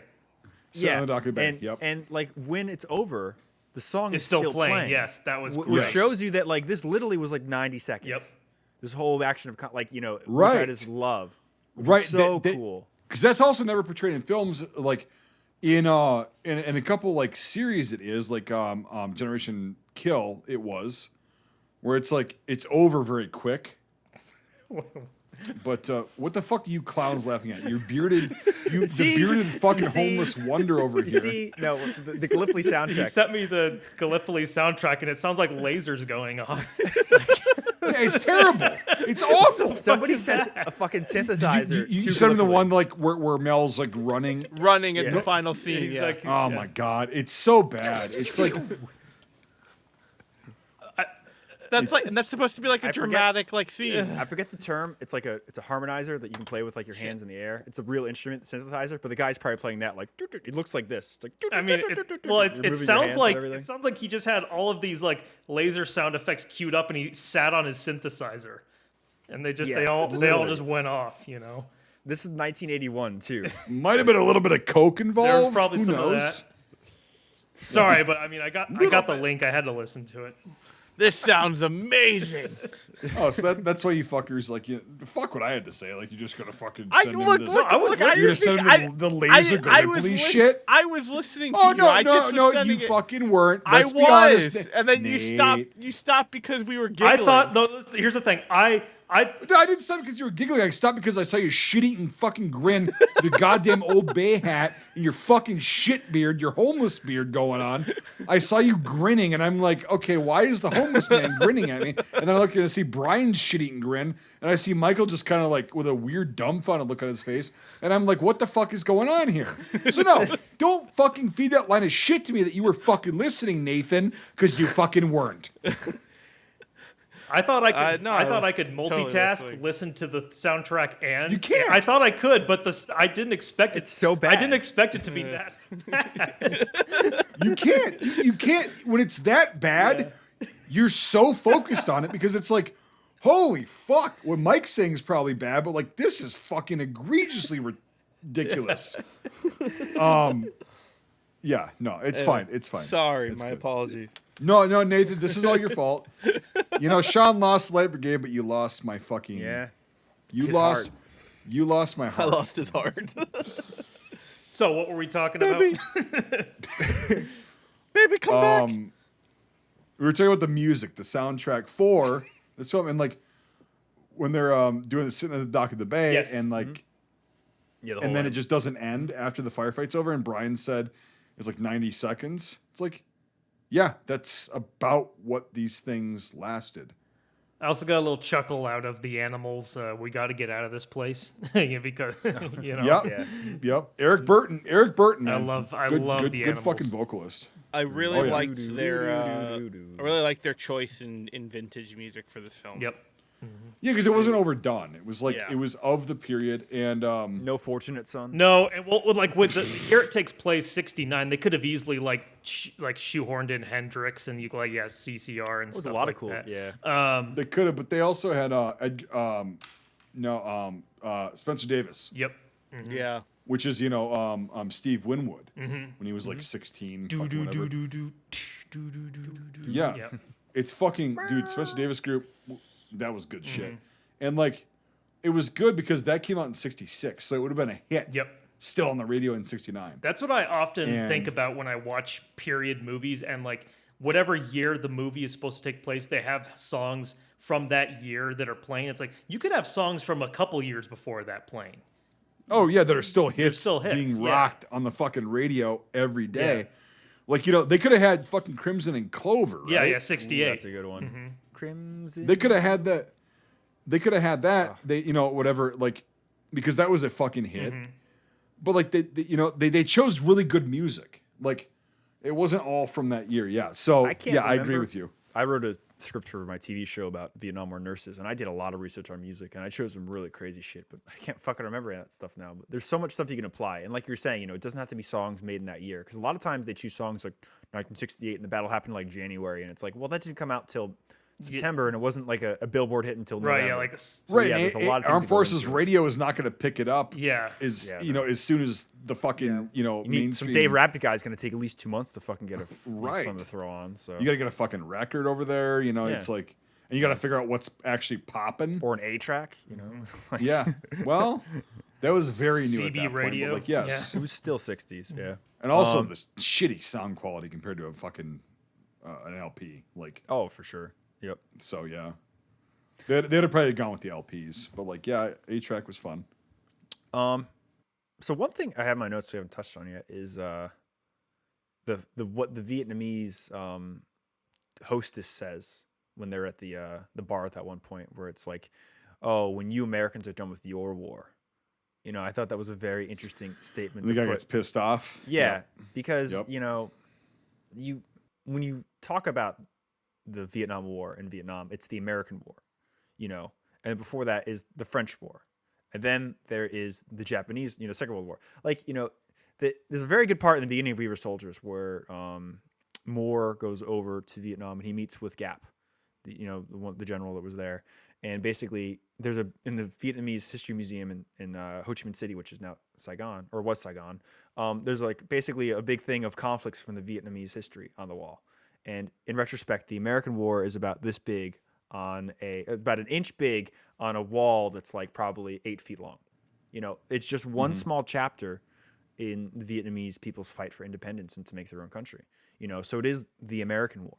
In reality, these people just wanted peace. They didn't give a shit who it was. Just like kind of the Russian population in Belarus was like incumbency. They really didn't care who the overlord is. Just let us live. Just let us have bread. Just let us like have some sense of normalcy. Nobody cares. Oh my God, And it's just oppressed people. That's just what they do. So they don't give a shit. And how the American, obviously, he's taking it fucking to heart. Like, what do you mean my war? Like, I'm here for you, XYZ, domino theory. But I think it was great. And that really just gets the point of the time. They wanted peace too. They didn't want, a myriad let the fuck alone. soldiers, Exactly. It's like Iraq and Afghanistan. Like, when I was in Iraq, all these people wanted was just to live their lives. And it's like, yeah, just live your life. Like, if you got a dictator, okay. Is it better than us coming in there and telling you how to live your life? You know, with guns and like, it's no different, really. Not to get political. I'm not going that route, but I'm just like saying it's very comparable to like what she said to him. It's your war. Yeah. You know? And At it's this like time and place, you're here. 10 years ago, somebody else was here. 10 years before that, somebody else was here. 10 years from now, there might be somebody else. Like, just you know, leave us the we're fuck tired, alone. you know? And little do they know that after we left, the Chinese would try to take them over, and they kicked the shit out of them, which is fun. Right. This is in like 2 months. The two Sino-Vietnamese wars. Oh my god. They even made a dragon figure about that. That's how much you Oh, fucked man. up. Like, Yeah, they fucked the Chinese up, and I you know, it's like whatever. that's a really cool impression for people that like military stuff. Oh my god, fucking crazy shit. You can do so much, but yeah. Anyway, yeah. it's fucking insane. But like, yeah, getting back to it, that's a very good point, and like I like that too. Like the little aspects that they put in here are just like things that, you know. Yes. Guess what? American GIs, they fucked a lot of Vietnamese chicks, a lot. No, I mean seriously, like no, I know. I like how 'Cause we didn't have the same. black VD platoon in the Philippines. They'll never let you back to the States. Dude, on a serious note, we were not allowed to do any of that shit. It happened, yes, but not on the scale that it did. right, yeah, Because it was more locked yeah. down. Yeah. The aforementioned dude, or no, different dude. Whoa. Marine Wait a minute. tanker. I saw the Hurt Locker. He just walked off base. I mean, come on. You know, are you telling me the Hurt Locker's wrong? Yeah. Actually, no, that part's not. Oh, Because I know guys personally who did that, but like very few and far between.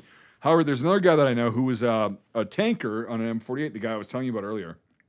I'm not going to say his name or anything. He was a Marine, and he was there, I think, in 67 or 67, 68, or 68 to 69. Either way, guy's an old dude, reenactor, and he was telling me, he's like, yeah, I had this girlfriend, you know, when we were, you know, monsoon season came and we weren't really doing much, and we go out and have these massive beach parties. You roast a hog and, you know, drink a shitload of beer, get fucked up.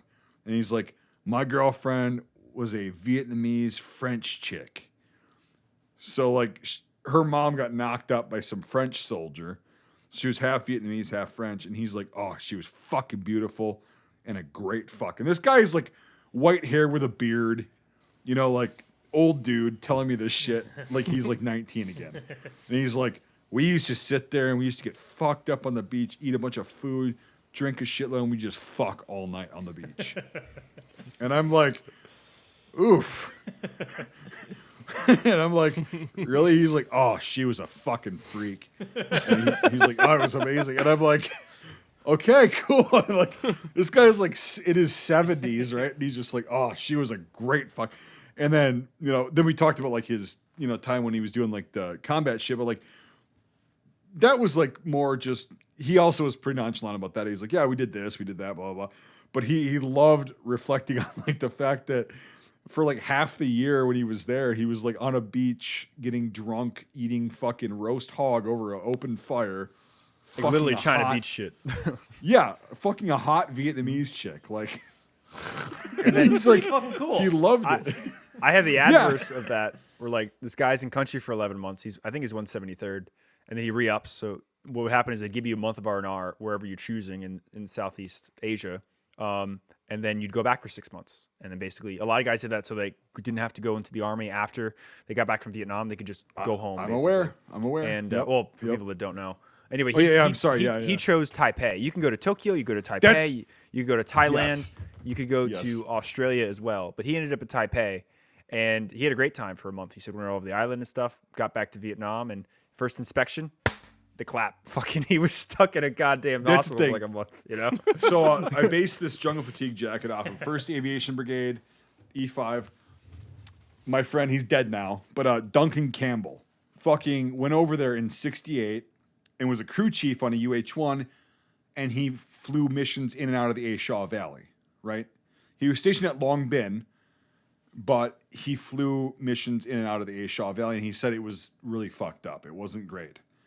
And he said one time they were going into the A Shau to drop off supplies to these guys and pick up wounded and all that shit.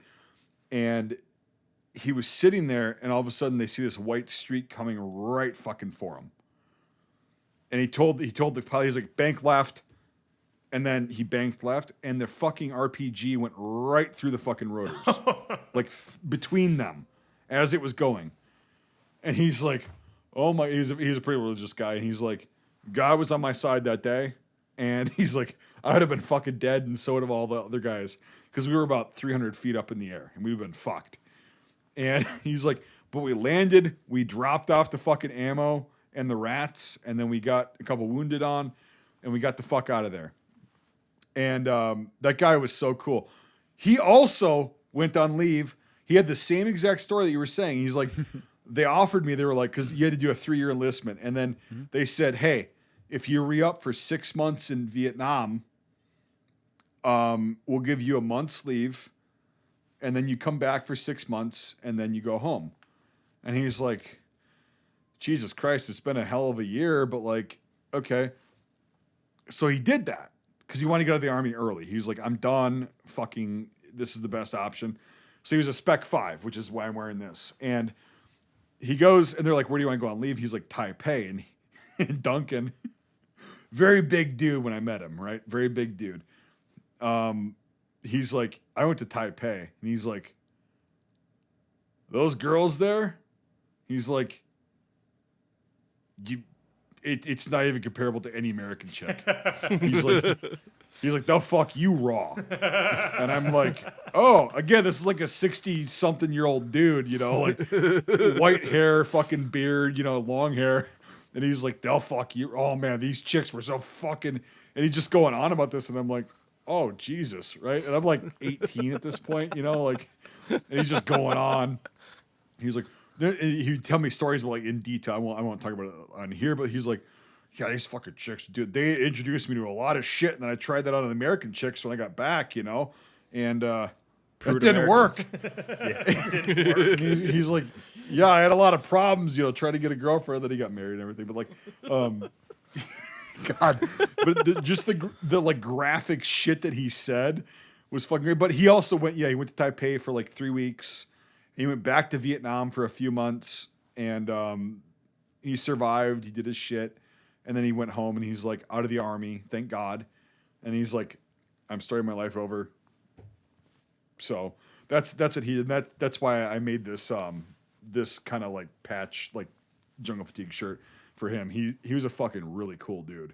He's fucking hilarious. Fucking hilarious. He was a bouncer. Like, he worked at a bar. He was a bartender. And he was also a bouncer, and like just a fucking awesome dude. He was about 6'4", just a big dude. But yeah, he's anyway. But he did the same thing. Yeah. One of my favorite quotes is actually from Death Wish 3, and it's from the old veteran who's got like all the machine guns and stuff. Of course. And You're listen, talking it's about funny 'cause he's just talking like, about Martin. He's fucking. I don't know if I can He's trust. like- I don't know if I can trust a quote from a movie with a 3 in it. By the way, listen I'm Talking about just Martin saying. Balsam. He's like, fuck, are these kids today? We were running the world 20 years ago, you know? And it's like, it's so true. You know, we look at these people and their gray hair and everything, and oh, you know, thank you for your service. Like, Mike just sent a funny meme to us the other day where it's like these old couple, like this young couple thanking an old guy, thank you for your service. And like, it's this dude like riding tanks and shooting people and fucking in Vietnam. Smoking weed. Yeah, exactly. It's like, Just thank you for your fucking service. getting fucked up. But like, the Vietnam vets, like, here's the thing is like, a lot of their shit, they said it was fun. Like when they were having fun, you know, like they said it was like, yeah, we got drunk and high and fucking, it was great. We were fucking hot chicks and whatever. And they're like, yeah, the bad times though, like when they describe that, it's a little bit different how they talk, but like it is what it is. So as my buddy, my Afghan Soviet vet friend goes, I can talk about it, but I have to drink later. You know, he was like, it's fine, but you know, I need time. It's just weird to like see these guys that like, you know, I respect them. Like there's a lot of shitty Vietnam vets, by the way. It's not like ingratiating all the Vietnam, because I've met a lot of them that are really shitty people just to begin with. They were shitty before they joined or got drafted, and they were shitty when they were in, and they were shitty when they got out, and they're still shitty. But the ones that are cool, my God, are they fucking great to talk to, because they're these old dudes. I never had grandfathers, so I didn't really get that vibe. Like, I never really got that growing up. But like, it's like talking to your grandfather, right? Long beard, white hair, and they're literally talking to you like they're fucking 19, 20 years old again. Yeah, I was fucking this chick, and like, you know, her friend wanted to join in and whatever. And it's like, what? Whoa! Well, You know, it's like not what I'm used to. It's like, even the Second World War, you know, like you hear the joke about sailors, you know, screwing around the world and everything. My grandfather was in the Coast Guard for a few years, and when he passed away, he found all his effects. And there was like a photo album that had like 20 pages in it, and the only first 10 pages had photos in it, and there's nothing until the very second to last page, like almost hidden.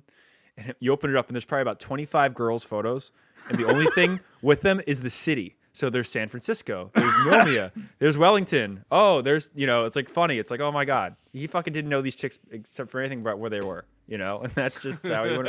Like, oh, New Orleans was a good time, you know? It's fucking hysterical. So again, well, it's like, I'm pretty sure I've got relatives in the south of France. I'm pretty sure. No, I'm almost positive, because it's like, I mean, these guys, but it's just Nate's got a little brother on Saipan. Yeah, somewhere. Yeah. We always think about like the old guys as like these guys that are just very, you know, stoic and like very moral. And it's like, hey, guess what? They were our age. Yeah. They were young once. They did the same shit. They were fucking around. They were boozing in Vietnam. They're doing weed and everything. It's like, okay, cool. Growing up, I had a fucking a mentor that lived near a lake, like near me, and he was just an awesome guy. He was a millionaire and shit. He was actually Vietnam War Cobra pilot vet. Didn't talk about it really at all, but was just like loved life ever since he didn't die in country, and just gave things to everybody. And he was just a really awesome dude, you know, and just shows like some of them get back, you know. I lived through this, so I'm gonna let other people just enjoy what I can enjoy. That's a lot of the guys that I met that were in Vietnam that were like in the shit. Like, they're just really happy that they were able to live their lives. Because they're like, you know, I didn't have friends that could do that, and so they're really even happy. the quote at the end of the film, you know, they're like, take a minute and do things for them because they can't, you know, right? And it's like, live for them because you can. So yeah, exactly. So yeah, it's getting back on the film, but like it's relevant to the film too. It's like it's So this is the time where we head to IMFTV. Is it gun time? So. It is gun time. War at its worst, men at their best. So it's time. Okay. What do we got? Yep. They did not get the bolts correct on this. I didn't for the see most any part. M16s. What are you talking about? Well, I thought that they were using AR-47s. They're using mocked up 16 A1s. They did look good though. But the phosphate bolt carrier assembly, like, that's a telltale. That's what We Were Soldiers got that right when they had the chrome plated bolt carrier assemblies. The taped together mags are so fucking cool. And I love how it's fucked up too. Are the radius correct, Brad? Yeah, they're 77. Well, there should be 25s. There were two radios in Vietnam, basically, or there were a few of them, but the really famous ones are the 25s and 77s. The only difference is the 77 is solid state and the 25 is tubes. They look the exact same from the outside. I used to collect Vietnam War radios, and I reenacted RTO, which means radio telephone officer, for a few years. And there's operator. Operator, whatever. But there's a lot of shit that goes into it, and no, they look great, but the radios are correct. So it was cool to see the carabiners as well, even though it really wasn't too correct. But they're correct, actually, but the drop rope, I mean. Oh, the drop rope. Yeah, I don't know why they had that. Well, they're trying to show airborne, they're but it's airborne, like, it's like, So what's with the tape under the eye? I think You got a cut, I guess. I don't know, but Yeah. it's just like Martin Sheen in Apocalypse Now. He has the same thing. Oh, you're right. Yeah. I yeah. love so how those- clean those are he is in A1. this scene. Those are A1 lowers. You can see with the full fence. And he's got a waffle mag. Oh, go up. He's got a fucking No, I waffle think- mag. in No, there? it's the shadow. That's the shadow. That's the shadow. The shadow of the Took me a sling. second. Oh, okay, I hope so. It's the sling, in the, yeah. It's in the perfect fucking position to be a waffle mag. Anyway. Yeah, and how dirty they get too. There's so many great scenes where like this, the M16s are covered. Yeah, these are A1s. The lowers are A1s. They're just mocked up. MGCs. Oh, interesting. They were very common back then. Rubber duck. Yep. Fuck. That's not a rubber duck. No. That's an MGC Japanese replica. That's not a rubber duck. How the They made MP40s, Thompsons. They made everything in the 60s and the 70s. How can you tell it's a replica? well, Because it's not a rubber duck. Because it's two different colors. No, I didn't say it was rubber duck. I'm asking how do you tell it's a because they mention it. Or MGC. And also they use a bolt instead of a push pin in the front part of the receiver to keep them together. You can see it's an Allen key that screws into itself. So.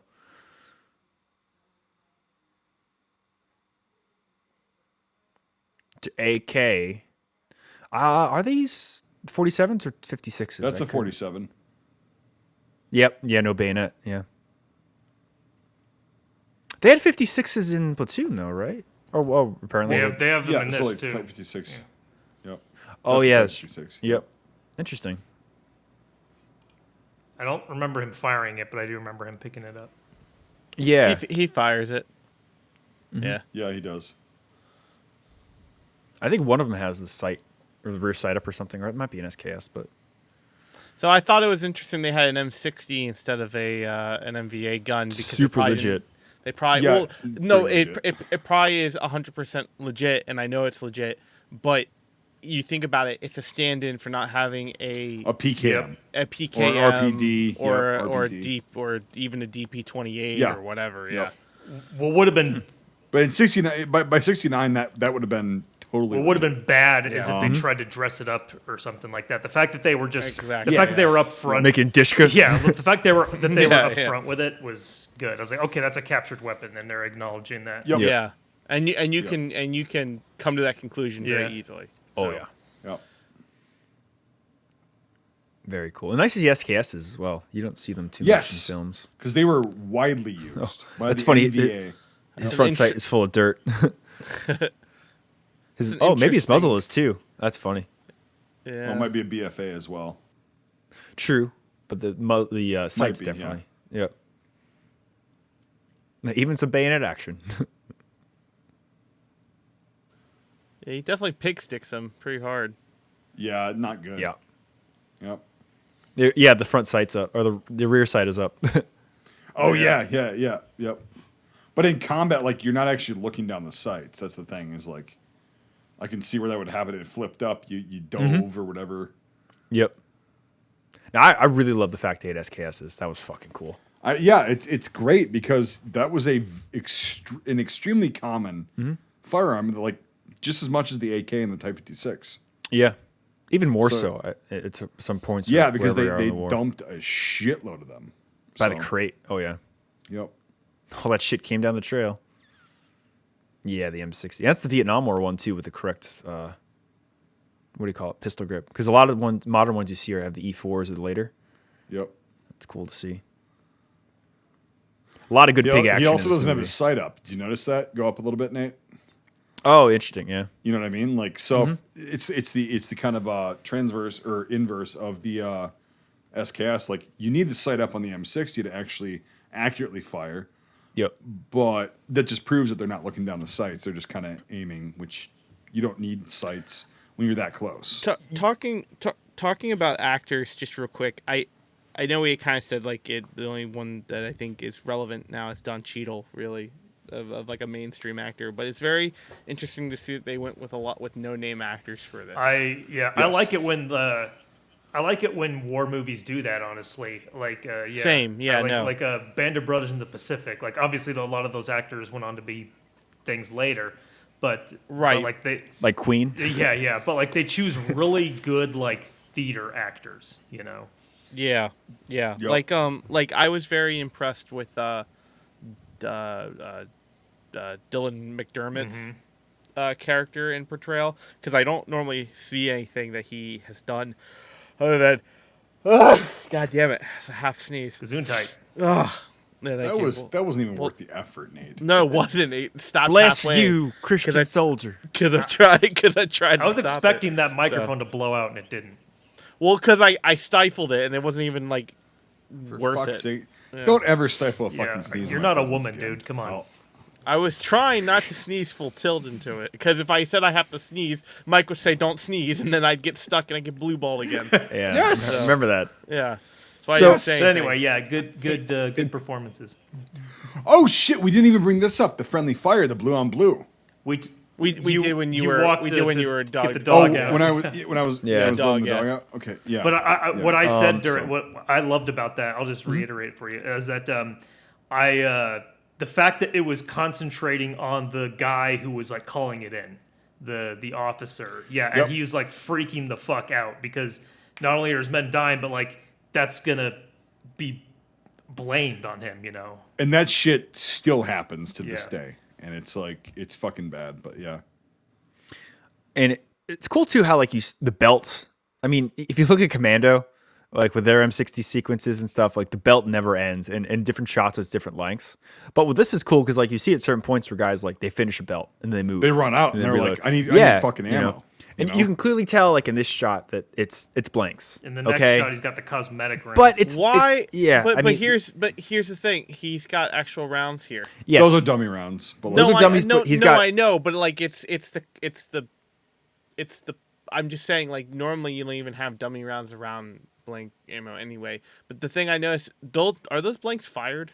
Those are No. those are M60 No, those are the blanks. good those blanks. Those are the actual government blanks, and they're wax tipped. They're like Okay. the M19 or 9s, but they're for there's a M60. little I've never- paper I've like never seen wad in the them- very tip of them. Okay, that's what my You question can't was. see it. Okay. Yeah. Yeah. And they're actually, they cycle well because they have the same shape full and length and contour everything, as a yeah. full. now yeah. go down, and So- he has the cosmetic rounds in there now. Yeah. It like movie rounds that are not live rounds, like dummy rounds. They're called cosmetic rounds, and they have BBs inside them, so you can shake them and know that they're. Except on the set of Rust. Oh, But, Brian, Jesus! Oh, so, but yeah, I have heard that they have They, BBs in them yeah, and so stuff. like that's probably what those. So anytime like you see those like loaded into a gun like that, they're called cosmetic rounds.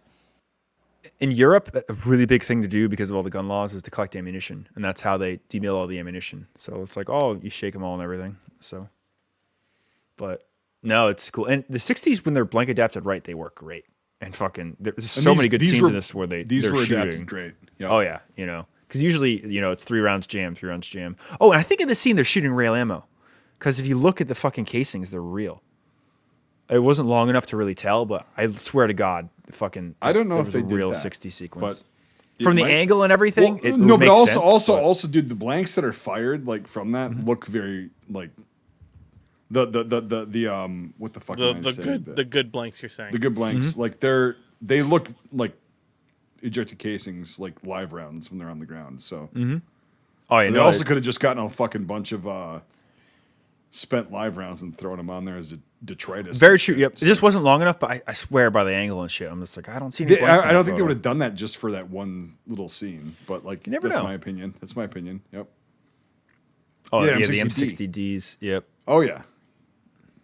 Now it's a trope that all the gunner helicopters or the Huey helicopters like M60s and shit were mounted fixed like that. A lot of times they were freeform, and the guys would hang off the fucking sides of shit, and they had slings or whatever.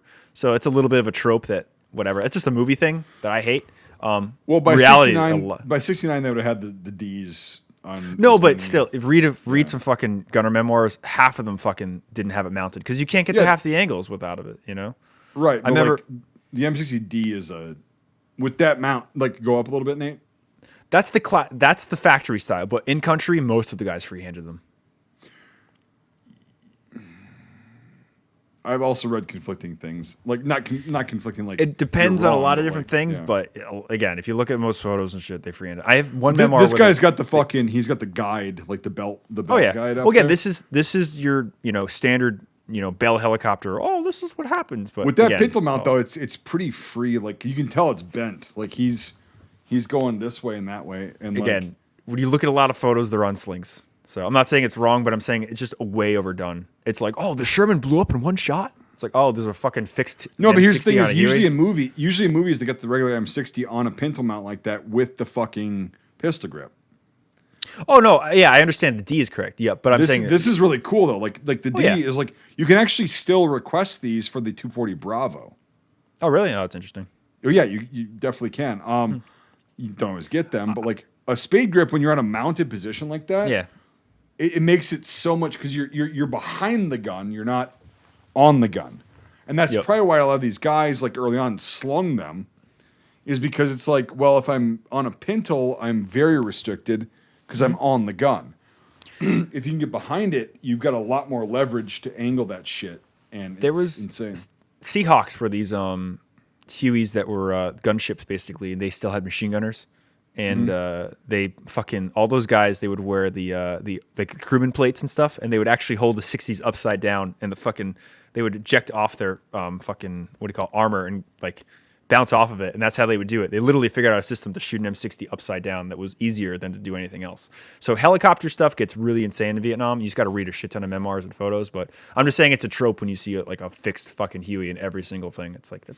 No, but this one I think. But it's cool that they have a D though. No, I agree with you. I think in this one, this particular case, they did it right. There was an interesting picture I saw, I think last week. There was a vintage photo of a guy having a Coke can right underneath the. So Yes. you want to know the story insert. behind that? A lot of Yeah. times they were C ration cans too, and I have a really funny story. I was just going to say, yeah, correct. You're right, Brian. So yeah, early on they had this like mount that would like click onto the side of the 60, and it sucked shit. It like didn't work at all, Yeah. especially in the field and everything. So what guys figured out really quickly is that because it was a little spring mount that was this big, a C-Rat can would fit perfectly in it, like perfectly. So they would do C-Rat cans, or Coke cans or whatever was the applicable size. But it was C-Rats because they were steel and Coke cans were aluminum. in certain instances of combat, you could explode the cans. And I have a memoir somewhere, I forget where it was, but like basically this guy was in a fucking heavy firefight.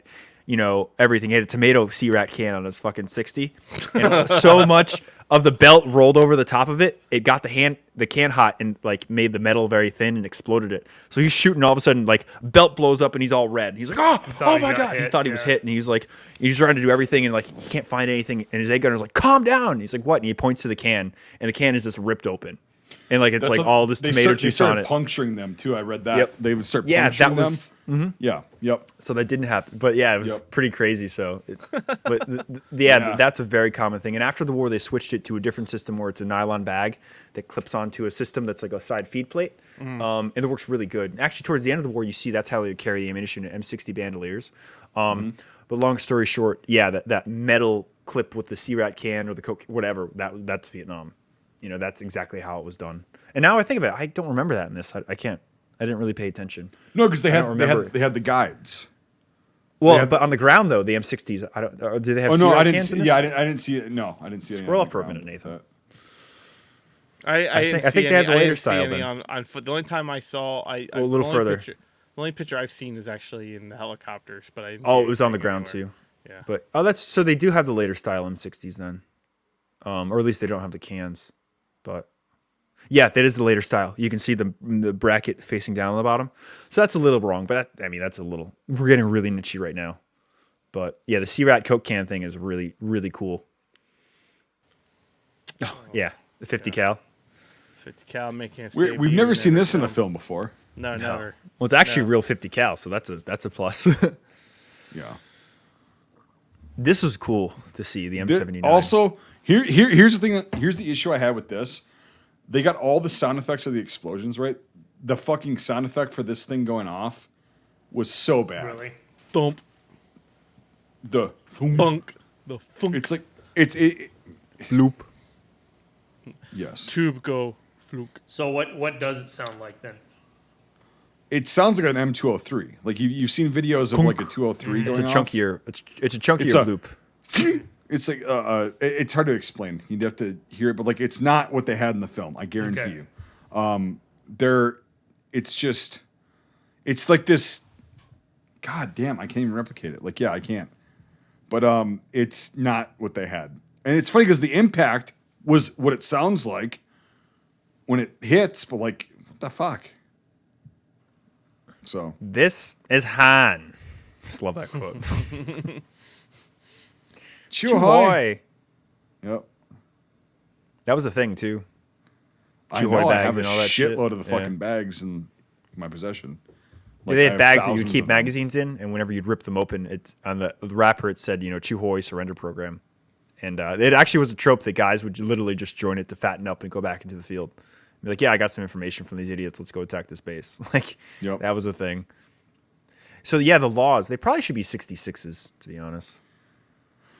But By 69, they would have had the 72s. True, but I mean, when in doubt, 66s are always right in Vietnam. But it's a very Right. small thing. But by 69, they would have probably had the 72s. Not the A1s, but like the regular. Yeah. So Well, it's whatever crate showed up, you know. I mean, that's Yep. the thing. Good old 2 World Wars. Good old Browning high power. Yep. Pew pew. it's not, don't insult the fucking high power like that. What are you doing? Well, I was back when you had 2 arms. Yeah. Oof. Yeah, how are you going to reach Yeah. that fucker now? Right. M26, it's an M61. It's not an M26. By that Lemon time, it would have been grenade. fucking 61 because Yeah. it It had its own says clip. here in a real life they're supposed to be M61. Oh, okay. There you go. Yeah. Some sort of trainer grenades. Cool to see lemons, though. Yeah, that's what You they see had. a lot of baseballs.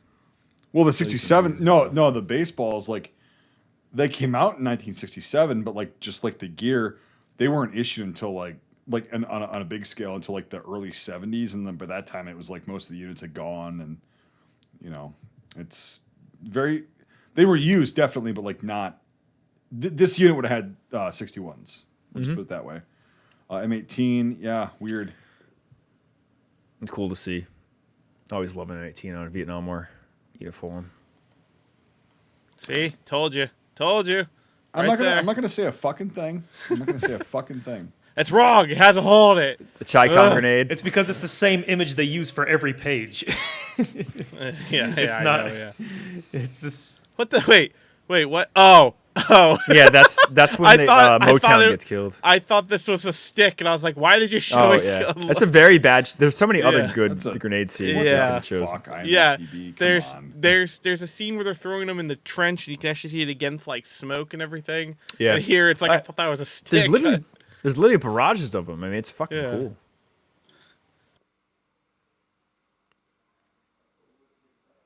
Oh yeah, platforms, bulldogs. Yeah, oh, M41s are. I think 41s and 47s are the same, or I'm getting that wrong. The 41 was earlier, and the 47 I think was an updated version of. Yeah, this. I have to see. Yeah, I don't know. But yeah, not American. Oh, this the F4 Phantoms Vulcan.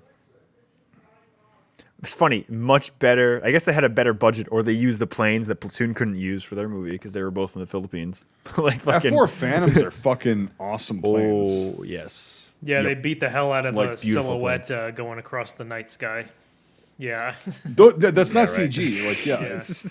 Yeah, that looked that. I don't was know. real. I'm That was- gonna make a yeah. cut out of that forever. Bring that up from now on. So, like, Make that a gift, dude. Me. oh my god! Right? That was No, it was that good was shit. baffling when I saw that. right.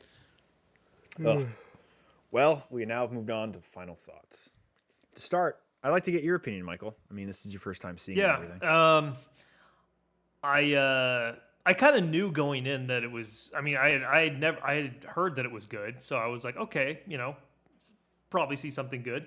I liked it. I think I might have even liked it a bit more than I like Platoon, because I'm not like a Platoon lover, as I have said, and I. You're a platoon whore, is what you are. But, hey, nobody's Black nobody's VD. keeping Yeah, track. yeah, but Fucking. Ugh. Cut that out. Yeah, cut that. I'm sorry. That was bad. That wasn't right. You didn't deserve that, Michael. Choose a different insult. well, that's going too far. The fact that son. you all know what the fuck that is. Like, that's- Because of you. oh, that's right. Because of the, okay. Anyway, I'm okay. done. I'm gonna stop. When you're the reason for the safety brief. But Literally have been several times. but so I think I thought it was a in terms of something that's like Platoon. I thought it was just a bit more up my alley. And shut up. Sorry. Go for it. Go. Sorry. Just wrong terminology after the insult. It's worse. It was it was more my No, he's no. all self-conscious. What Just can I take say? Yeah. I liked it. um, I'm going to give it a. I'm going to give it a 7.5 out of 10. What'd you give Platoon? Do you Decent. remember? I do not. Maybe like a A 1. like a 7 or something. Yeah. But no, I thought it was good. I can't believe I hadn't seen it before. It's just one of those movies that I just missed. But yeah, solid fucking Vietnam film that's just about, fucking battle, just trying to live through it, and good shit. So 7.5 out of 10. So Nate, you seem like you're wide awake and ready to give your opinion. Yeah, I'm sorry.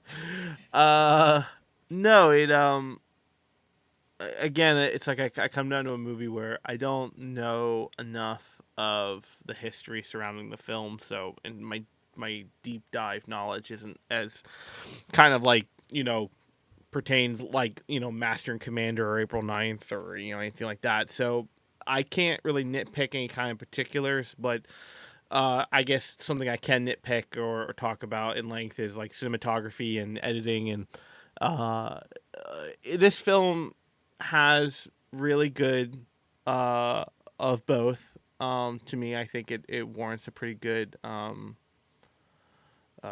take in my part for that. And then I think, character development is key. I think, again, if we talk about, I guess, a callback to like Thin Red Line, like I didn't care about most of the characters in that film just because there was no development with it. It just felt very kind of bland. But this, you form that bond or that character learning development within the film, and you get to care for these guys after just being kind of dropped into it. And so, no, I mean, like, overall, I mean, I liked the weapon play. Nothing felt too corny. Some of the dialogue was cheesy, but that's the writing. Can't do anything about that. And I don't know. I really liked the dynamic, the flow, everything. I liked it more than Platoon, I think. I definitely like it a whole lot more than Full Metal Jacket. Yeah. Yeah. And it holds up really, really well. So I think I'm gonna give it an 8.5 out of 10. Scream Mel Gibson's. I think that's where I land on this tonight. Yeah, I'd agree with you both so far. With the assessment that I think it's, I used to think the opposite. I thought Platoon was better back in the day. And I think that this portrays more of like just, again, like you guys were saying, a battle. Like, this is what these guys went through. They got fucked up repeatedly. And it's not one of those things, like Platoon wasn't either, but like, it's not one of those movies where it's like, oh, the Americans won, they overcame all this shit. It's like they get to the top of the hill and like, there's 4 of them left. Like, it was not a victory. And then if you know the history, like they just literally left that hill and then the NVA retook it and blah, blah, blah. But it's like, whatever. And it portrays that very well. And yeah, there's technical things wrong with it. That's my wheelhouse. And like, whatever. They're very forgivable. They really are. It's not a big deal. It's just stupid, dumb nerd shit that I would notice. And like somebody else that knew a lot about Vietnam and like the insignia and all that shit. Oh, fuck. We never went over the name tapes. But anyway, I'll take your word for it, Brian. I'll take your word for it. But yeah, other than that, like the gear was good. The weapons, yes, they were A1s that were doctored up to look like E1s. Okay, that's fine. Again, technical shit. The acting, the only actor that I thought was shit was the main like kid character, like the FNG. I don't know his name. Square jawed guy. The guy. Yeah, the guy. Like he makes it to the end. Oh, that guy. Yeah, he's okay. It's just like very fucking like he's cookie acting. cutter. He's acting. Cookie cutter. Yeah. Right. He's acting. Yeah. The rest of the guys, like they were into their roles. You could tell. Yeah. And yeah, anyway, but again, that's very forgivable. The history of this, I mean, even if you don't know it, you can just appreciate it. But like, they got it as spot on for a film in '87 as they could. So that was not a big deal for me either. Anyway, overall, I'm giving it an 8, a solid 8 out of 10. It's very fucking raw and unapologetic. No, it's really fucking brutal. It's nasty. Yeah. It's like it's something that, guys who were in Vietnam that went through this. Yeah, it's fucked up. So it's very brutal, and for that, yeah, it's an 8. Yeah, Did I turn it over to you yet? I'm just fucking with you, buddy. God, Brian, go. That's the way my day is I just going. wanted to see your face. You're really 'Cause I knew blindsided I me. knew you're having a Having to shitty quote from couple, my day. couple hours. But I knew that. But go ahead, buddy. I'm sorry.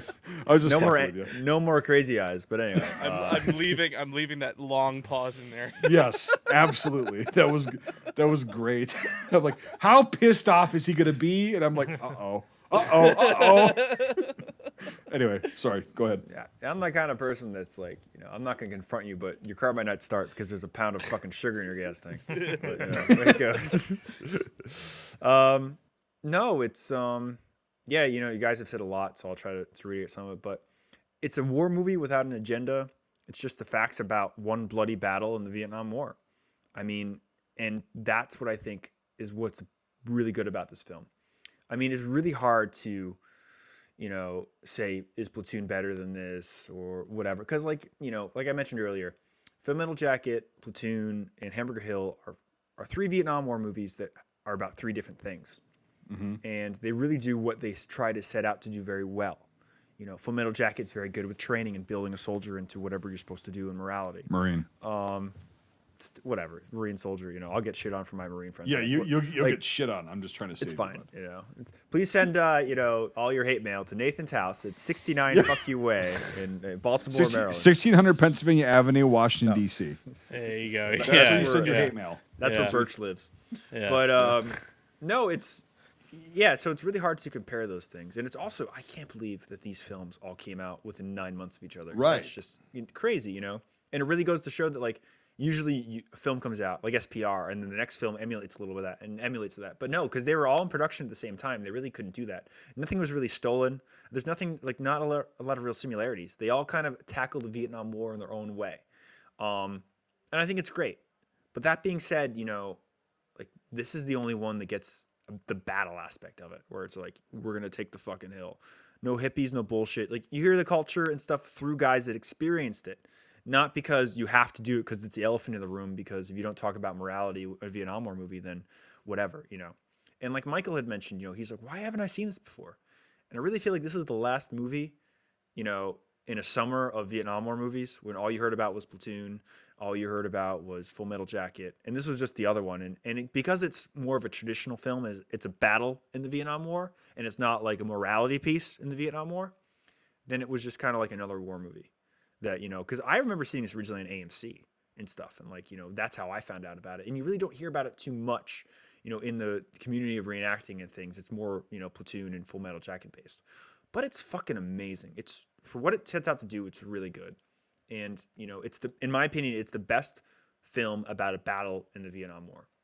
And comparing it to other ones too, like more modern ones, like We Were Soldiers, Casualties of War, I keep forgetting the name. The long tan one, Danger Close.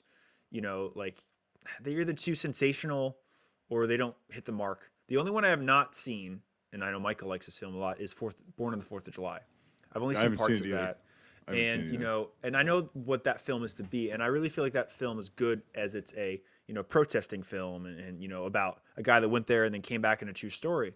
But as far as Vietnam War battle films, like fucking mud, grit, fighting, like we're doing this, we're going to take the hill, this one is what takes the top, just for so many reasons, from ration socks to cobras, the stupid shit that doesn't matter really, but it's there, and I really appreciate that it's there, and it's awesome. So that being said, I'm going to give this a 9 out of 10. It's just a really really solid movie. It has its little tropes, exploding balloon heads and things like that. Like shots that didn't work. It's not Lawrence of Arabia. It's not one of these amazing. Oh my God, this is beautiful. It's just a movie that talks about a battle that fucking was hard to win, with guys that really didn't want to be there, but they were, and they fought together, and they fought each other at points because of the stress. They fought the enemy at points, and they fought the elements, and they were just trying to get home. And I really like it. So yeah, adding all the scores together into the computer that will tell us if we actually can take Hill 937 in less than a week. Fuck you, Mr. Robert Kennedy. We get an 8.25 out of 10. So very solid score. One thing I can't One recall. thing that we didn't mention is that this movie was directed by John Irvin, who also directed Dogs of War, which we did a commentary on. Oh shit, that's funny. Yeah, and So for those that don't know, and listen, we did a commentary a few weeks ago for fun. Dogs of War, which is a great mercenary film actually, and it's funny because both these films are very gritty. I can see that. I see the direct correlation. Yeah, same director. And it's funny how these two films An kind of start amazing the same way movie. too. An amazing Good movie. Highest rated film we've had, yeah. It's funny how like both these films start in the same way too, and somewhere else. Like this one starts at Memorial in Washington, and that one starts like them driving out of Nicaragua. It's great, but definitely see it if you guys haven't. Like you're doing yourself a disservice if you have not watched this movie and you're listening to this podcast. Yeah, Like, it's definitely worth make the watch. time. It's fucking awesome, and it's gonna want to make you buy Jungle Fatigues. It's gonna want to make you watch like Vietnam War stuff. Like, what's really cool about this podcast, I'm not gloating on it, is that like we watch so many movies that you really get to learn. Like within the last 6 weeks, I watched Platoon, I watched this, I watched so much else, and it's just really cool to like see the correlations and how they change and stuff. And this one really stands out in my opinion. It was one of the ones that really drew me in, and I'm just like, fuck, I really like this movie. So definitely watch it. It's up there, and just want to tell you guys that just forget about her, man. Some fucking hairhead's got her on her back, and she's fucking her for peace right now. So just forget it, man. 365 and I'll wake up, and you'll be good to go. So catch you guys next week. Thanks for joining us. If you enjoyed this episode, make sure to leave a rating. Otherwise, Mel Gibson won't stop screaming. If you like this content, make sure to check out our Facebook, YouTube, and Instagram pages. If you want to directly support our work, make sure to check out our Patreon. All these links are in the description below. Until the next time, Scuttlebutt out. Oh, that's a nice one. We try harder. Well, I have two that You know are. what that is? That's just one of the slogans, yeah. Isn't that Well, it's LBG? Avis, the car rental company. Oh, okay. The fucking. And then a bunch of the guys were like, Yeah. let's get the buttons because, yeah, we try harder. The two that I have is my Zidlicki one, which is the coolest last name ever. I got, trust me, I'm a doctor. And it's like in brown. And then the other one I have on my helmet is you want color TV? Try LSD. So fucking those are my two. That's awesome. Yeah. Yes. That's fucking awesome. Yes. That's fucking great. Well, they had that shit made locally. Oh, in, yeah. like In country. Yeah, so Sick. yeah, it's very funny. All right. Ow. Cool. If you're gonna fuck up the intro, which I think you might have, I'm gonna correct you, and we're gonna have to rewrite it. But go ahead. Cool. With your intro. We head into the A Shau this week with John Irving's 1987 Vietnam War All right, epic stop. Hamburger Hill. A Shau Valley. You have to say A Shau Cool. Valley. We head into the A That's Shau it, Valley that's this it. week with John Irving's 1987 Vietnam War epic Hamburger Hill.